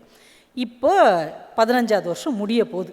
1885வது வருஷம் நவம்பர் 14 நைட்டு 12:30 இவர் இதையெல்லாம் யோசிக்கிறார். இந்த 15 வருஷமும் நடந்தது, இவனும் இருந்துட்டானே இத்தனை வருஷம் அப்படின்ட்டு. இவருக்கு என்ன பிரச்சனைனா, இந்த 15 வருஷத்தில் அவர் பெரிய பணக்காரராக இருந்தார்ல, நிறைய பந்தயத்துலேயும் நிறைய சீட்டாட்டத்துலேயும் சம்மந்தம் இல்லாததுலேயும் போட்டு அவர் பணம்லாம் லாஸ் ஆயிடுச்சு. இப்போ இவன் வெளியில் வந்தான்னா 2 மில்லியன் ரூபாய் கொடுக்கணும். இவர்கிட்ட இல்லை. இப்போ விடிஞ்சால் கொடுக்கணும். மத்தியானம் நான் மறுநாள் இப்போ நைட்டு 12:30, மறுநாள் 12 மணிக்கு அவன் வெளியில் வந்துட்டான்னா 2 மில்லியன் ரூபாய் கொடுக்கணும். இவருக்கு என்ன செய்யனே தெரியல. இப்போ இவனுக்கு நான் எப்படியாவது கடனை உடனே வாங்கி நான் கொடுத்தா, இப்போ அவனுக்கு 40 வயசு தான். 25 வயசில் உள்ளே போனால் 15 வருஷம் ஆச்சு, 40 வயசு தான். இவன் நல்ல ஒரு அழகான பொண்ணை கல்யாணம் பண்ணிக்கிடுவான். நம்ம கண்ணுக்கு முன்னாடியே ஒரு பங்களா வீடை கட்டுவான். நம்ம கண்ணுக்கு முன்னாடியே ஆஃபீஸ் போட்டு நடத்துவான். நம்மளையே நக்கலாக பேசுவான். இதுக்கு நம்ம அனுமதிக்கக்கூடாது. இவ்வளோ பணத்தை கொடுத்தோம்னா நம்ம இன்னும் திவாலாகி பிச்சைக்காரனாக போயிடுவோம். அதுக்கு என்ன பண்ணலாம்? பேசாமல் இவனை கொன்னுட்டா, நடுராத்திரி யாருக்கும் தெரியாது, இவனை கொன்னுட்டோம்னா பிரச்சனை முடிஞ்சதில்ல, அவனை யாருக்கும் தெரியாதுல்ல அப்படின்னு யோசிச்சுட்டே இருக்கிறார். கடைசி ஒரு முடிவு எடுத்துட்டார். பீரோவை திறக்கிறாரு, உள்ளே இருந்த துப்பாக்கி எடுக்கிறாரு. ரொம்ப நாளாக எடுக்கப்படாத அந்த ரூம் சாவியும் எடுக்கிறார். 15 வருஷமாக பூட்டியிருந்த அந்த சாவியும் எடுக்கிறார். இப்போ விடிய காலம் 3 மணி, குளிர் காற்று பனியாக அடிக்குது. இந்த தோட்டத்துக்குள்ளே வர்றாரு. தோட்டக்காரனை கூப்பிட்றாரு, தோட்டக்காரன் பேரை சொல்லி. அவன் உள்ளே நல்லா தூங்குறான். அதிகாலம் 3 மணிக்கு அவன் எப்படி எந்திப்பான்? இவருக்கு ஒரு சந்தோஷம், இவ்வளோ கத்தி அவன் எந்திக்கலை, ஒருவேளை நம்ம அவனை கொண்டுட்டா கூட இவன் மேலே பழியை போட்டுடலாம் அப்படின்னு சொல்லிட்டு மெதுவாக அந்த ஆள் தனியாக இருக்கிறான்ல, அந்த இளைஞன் இருக்கிற அறைக்கு போகிறார். போய் ஜன்னல் வழியாக எட்டி பார்க்குறாரு. என்ன பண்ணுறான்னு பார்ப்போம் அப்படின்னு சொல்லி ஒரு லைட்டரை வச்சு ஆன் பண்ணி பார்க்குறாரு. அவன் ஒரு மேஜையில் ஏதோ பேப்பர் பக்கத்தில் இருக்குது, அப்படியே கையை வச்சு இப்படி படுத்துருக்குறான். அந்த உருவம் லைட்டாக தான் தெரியுது. சரி அப்படின்னு இங்கேருந்து அவன் பேரை சொல்லி சொல்லி கூப்பிட்றாரு. அவனுக்கு கேட்கல. சரி, நல்ல தூக்கத்தில் இருக்கிறான், தூக்கத்தில் இவனுக்கு சோழியை முடிச்சிடலாம் அப்படின்ட்டு வந்து அந்த சீலை உடச்சி கதவை திறக்கிறாரு. கரன்னு சத்தம் கேட்குது. 15 வருஷம் ஆனால் கதவு எப்படி கேட்கும்? கரன்னு சத்தம் கேட்கு. அதை திறக்கிட்ட உடனே அவர் என்ன எதிர்பார்க்குறாரு? அவன் ஓடி வருவான்னு எதிர்பார்க்குறாரு. இத்தனை வருஷம் பூட்டியிருந்த கதவுல ஓடி வந்து அதுக்குள்ளே ஏன் திறந்தேன்னு 7-8 மணி நேரம் இருக்கல, ஏன் திறந்தேன்னு சண்டைக்கு வருவான்னு எதிர்பார்க்குறாரு. அவன் அப்படியே அசையாமையாக அதில் படுத்துருக்குறான். இவர் மெதுவாக பக்கத்தில் போய் பார்க்குறாரு. 40 வயசு பையன் மாதிரியே இல்லை, 60 வயசு ஆள் மாதிரி அப்படியே முடியெல்லாம் நரைச்சி பெரிய தாடி வச்சு உடம்பெல்லாம் சுருங்கி அப்படியே எலும்பும் தோலுமா அவன் அப்படியே படுத்துருக்குறான். உயிரோடு இருக்கிறானா அப்படின்னு பார்க்குறாரு. மூச்செல்லாம் வந்துட்டு தான் இருக்குது. சரி, ரைட்டு, இவனெல்லாம் இனிமேல் துப்பாக்கி வச்சு சாகிற அளவுக்குலாம் அவன் நிலைமை இல்லை. மெதுவாக அவனை தூக்கி பெட்டில் போட்டு இந்த தலையனை வச்சு அமுக்கினாலே செத்துருவான். நாளைக்கு ஒன்றும் தெரியாத மாதிரி வந்து கதவை திறப்போம், அவன் எப்போயோ செத்துட்டான் போலன்னு நம்ம தப்பிச்சிடலாம், பிரச்சனை முடிஞ்சிச்சு அப்படின்னு நினச்சிட்டு அவனை தூக்க போகிறாரு. அவன் ஒரு பேப்பரை அவனுக்குள்ளே எழுதி வச்சுருக்கிறான். அதை பார்த்த உடனே வங்கி முதலாளி அவர்களுக்குன்னு தான் எழுதியிருக்கிறான். நமக்கு தான் லெட்டர் எழுதியிருக்கிறான் அப்படின்னு எடுத்து பார்க்குறாரு. அழகான கையெழுத்தில் எழுதியிருக்கிறான். இன்னும் எடுத்து வாசித்து பார்க்குறாரு. அவன் எழுதியிருக்கிறான், வங்கி முதலாளி அவர்களே, நான் இந்த நேரத்தில் இந்த கடிதத்தை எழுதுனதுக்கு ஒரு பெரிய காரணம் இருக்குது. 15 வருஷம் நான் அந்த தனிமை சிறையில் இருந்துட்டேன். நீங்கள் நினச்சிட்டே இருந்திருப்பீங்க, இவன் ரொம்ப கஷ்டப்பட்டான், இவன் வாழ்க்கையை வெறுத்திருப்பான், இவன் நொந்து போயிருப்பான், இந்த $2 மில்லியன் ஏங்கிக்கிட்டு இருப்பான்னு நீங்கள் நினச்சிருப்பீங்க. ஒவ்வொரு புத்தகமாக படிக்க நான் இந்த தனிமை சிறையில் வாழவில்லை. அந்த புத்தகம் எனக்கு மிகப்பெரிய வாழ்க்கையை கொடுத்தது. நான் சூரிய உதயத்தில் கடற்கரையில் நின்று வானத்தை பார்த்தேன். தேவதைகளெல்லாம் நான் தொட்டு பேசினேன். என்னை நிறைய பெண்கள் காதலித்தார்கள். நிறைய வரலாறில் போர்க்களத்தில் நின்னேன். நானும் ஒரு போர் வீரனாக சண்டை போட்டேன். வானத்தில் நான் பறந்தேன். விதவிதமான உணவுகளையெல்லாம் நான் சாப்பிட்டேன். இது எல்லாமே எனக்கு இந்த புத்தகம் தான் தந்தது. இப்போ ஏன் இந்த கடிதம் எழுதியிருக்கிறேன் தெரியுமா? கரெக்டாக என்னுடைய பந்தயம் மத்தியானம் 12 மணிக்கு முடியும். 5 மணி நேரத்துக்கு முன்னாடி நான் அந்த கதவை உடைச்சிட்டு நான் வெளியில் போயிடுவேன். நீங்கள் 2 மில்லியன் பணம் எனக்கு தர தேவையில்லை. அந்த பணம் எனக்கு வேண்டியதே இல்லை. ஏன்னா இந்த பந்தயமே உங்களுடைய பணத்திமிரையும் என்னுடைய பண ஆசையாலும் உருவானது. உங்களுக்கு பணத்திமிர் இன்னும் இருக்கலாம், ஆனால் எனக்கு எதன் மீதும் ஆசை இல்லை. ஏன்னா இந்த பந்தயம், இந்த வாழ்க்கை, இந்த பொருள், இந்த பணம், இது எதுக்குமே அர்த்தம் இல்லை என்பதை நான் இந்த புத்தகங்கள் வாயிலாக 15 ஆண்டுகளில் நான் கற்றுக்கொண்டேன். எனக்கு எதுவுமே தேவையில்லை. இனிமேல் இந்த வாழ்க்கையில் எனக்கு எதுவுமே தேவையில்லை. எனக்கான வாழ்க்கையை என்னால் வாழ முடியும் என்கின்ற ஒரு நம்பிக்கையை இந்த புத்தகம் தந்திருக்கிறது. நான் 5 மணி நேரத்துக்கு முன்னாடி வெளியில் போயிடுவேன். இந்த பணம் எனக்கு தேவையில்லை, நீங்களே வைத்து கொள்ளுங்கள் அப்படின்னு எழுதி கையெழுத்து போட்டிருக்கான். அழகான கையெழுத்தில் ஒரு தடுமாற்றம் இல்லை, ஒரு பதட்டம் இல்லை, அழகாக எழுதியிருக்கான். இவருக்கு அப்படியே கண்ணே கலங்கிருச்சு. இவர் அவனை கொல்லலாம் அப்படின்னு நினச்சி வர்றார். அவன் எனக்கு உன் பணமே வேணாம், போடா, எதுவுமே வேணாம் அப்படின்ற மனநிலைக்கு வந்திருக்கிறான். அப்போ அவன் தூங்கிட்டு இருக்கிறான். அவன் நெத்தியில் ஒரு முத்தம் கொடுத்துட்டு இந்த கடிதத்தை எடுத்துகிட்டு ஒரு அறைக்கு வந்துடுறார். பழையபடி அந்த கதவை பூட்டிட்டு அறையில் உட்காந்து திரும்ப இந்த கடிதத்தை படிக்கிறாரு. இந்த வாழ்க்கையில் அப்போ என்ன தான் இருக்குது? 2 மில்லியன் ரூபாய்க்காக 15 வருஷம் தனிமை சிறையில் இருந்தவன் இத்தனை வருஷம் படித்த புத்தகங்களை வைத்து கொண்டு எதுவுமே வேண்டாம் என்று சொல்லுகிறானே. அப்போ என்ன மாதிரியான வாழ்க்கையை நாம் வாழ்ந்து கொண்டிருக்கிறோம்? யோசித்து அவருக்கு தூக்கமே இல்லை. காலையில் 7 மணிக்கு அவர் எதிர்பார்த்த மாதிரி தோட்டக்காரர் ஓடி வர்றார். ஐயா என்ன நடந்துச்சு தெரியுமா, இன்னும் கொஞ்ச நேரம் இருந்திருந்தா 2 மில்லியன் வாங்கியிருப்பான், கதவை உடச்சி என்கிட்ட போயிட்டாங்க, அவன் தப்பிச்சு போயிட்டான், அவனுக்கு பணமே வேண்டான்னு போயிட்டான். சரி சரி போ அப்படின்னு சொல்லிடுறார். அவன் போனதுக்கு அப்புறம்தான் $2 மில்லியன் நமக்கு தப்பிச்சதே என்கின்ற ஆசுவாசம் இல்லாமல் எதையோ வாழ்க்கையில் பெரிய தொகையை, வாழ்க்கையை இழந்த மாதிரியான ஒரு சோகத்தில் அந்த பணக்காரர் உட்கார்ந்திருந்தார். அவன் வாழ்க்கையில் பணமே தேவையில்லாத அளவுக்கு ஒரு பெரும் பொருளை பெற்றுக்கொண்டவன் போல அவன் சென்று விட்டான் அப்படின்னு அந்த கதை முடியும். இவர்கிட்ட பணம் மிஞ்சியது, பணத்தை தாண்டிய ஏதோ ஒன்று அவனுக்கு கிடைத்திருக்கிறது. அதற்கு அடித்தளமாக அவன் 15 ஆண்டுகள் படித்த புத்தகங்கள் காரணமாக இருந்தது என்று ஆண்டன் செக்காவ் எழுதியிருக்கிறான். இந்த வாழ்க்கையில் இது இருந்தால் வாழ முடியும், இது இருந்தால் ஜெயிக்க முடியும், இது இருந்தால் இவங்ககிட்ட நம்மளை நிரூபிக்க முடியும், எதையோ நம்ம பந்தயமாக நம்ம வாழ்க்கையில் வச்சிட்ருக்குறோம். எதுவுமே ஒன்றுமே கிடையாது. நம்மளை யாருக்கும் நிரூபிக்க வேண்டாம், யாருக்கு முன்னாடி நம்ம ஜெயிச்சே காட்டியாகணுங்கிற தேவையும் இல்லை. நாம் நம்ம மனசுக்கு நிம்மதியாக வாழ்ந்தால் அந்த வாழ்க்கை நல்ல வாழ்க்கை என்பதை நாம் கற்றுக்கொள்வதை விட நமக்கு முன்னால் வழிகாட்டியாக இருக்கக்கூடிய இந்த புத்தகம் கற்றுத்தருகிறது. தயவு செஞ்சு இப்போ எந்திரிச்சு போகிற நீங்கள் நல்ல புத்தகங்களாக ஒரு 4-5 புத்தகம் வாங்கி கொண்டு போய் உங்களுக்கு அடுத்த தலைமுறையை உட்கார வைத்து மொபைல் பார்க்கும்போது மொபைலை தூக்கி ஓரமாக வச்சுட்டு இந்த புத்தகத்தை வாசிக்க சொல்லுங்கள், குறிக்க சொல்லுங்கள், அதில் இருப்பதை ஒரு நோட் புக்கில் எழுத சொல்லுங்கள். ஒரு வருஷத்துக்குள்ளே அவங்க கற்றுக்கொள்ளுகிற விஷயங்கள் இந்த உலகத்தை விட, நீங்கள் கனவு கண்டதை விட மிக பெரியவையாக இருக்கும். ஒரு புத்தகம் அவர்கள் வாழ்க்கையில் 1000 வாசல்களை திறந்து வைக்கும் என்று சொல்லி இவ்வளவு பெரிய விஷயங்களை இவ்வளவு அழகாக யதார்த்தமாக இயல்பாக உட்கார்ந்து கேட்ட உங்கள் அத்துணை பேருக்கும் வாழ்க்கையில் மிகப்பெரிய உயரமும் வெளிச்சமும் கிடைக்க வேண்டும் என்று இறைவனை வேண்டி கூடவே இருந்தவங்க எல்லாருக்கும் என்னுடைய நன்றிகளையும் வணக்கங்களையும் தெரிவித்து இந்த கொடிசியா புத்தக திருவிழாவை நடத்தி கொண்டிருக்கிற அத்துணை நல்ல உள்ளங்களுக்கும் மீண்டும் ஒரு முறை நன்றி கூறி விடைபெறுகிறேன். நன்றி, வணக்கம். இந்த தகவல் உங்களுக்கு பிடிச்சிருந்தா லைக் பண்ணுங்க, உங்க ஃப்ரெண்ட்ஸுக்கு ஷேர் பண்ணுங்க, மறக்காம எங்க சேனலுக்கு சப்ஸ்கிரைப் பண்ணுங்க.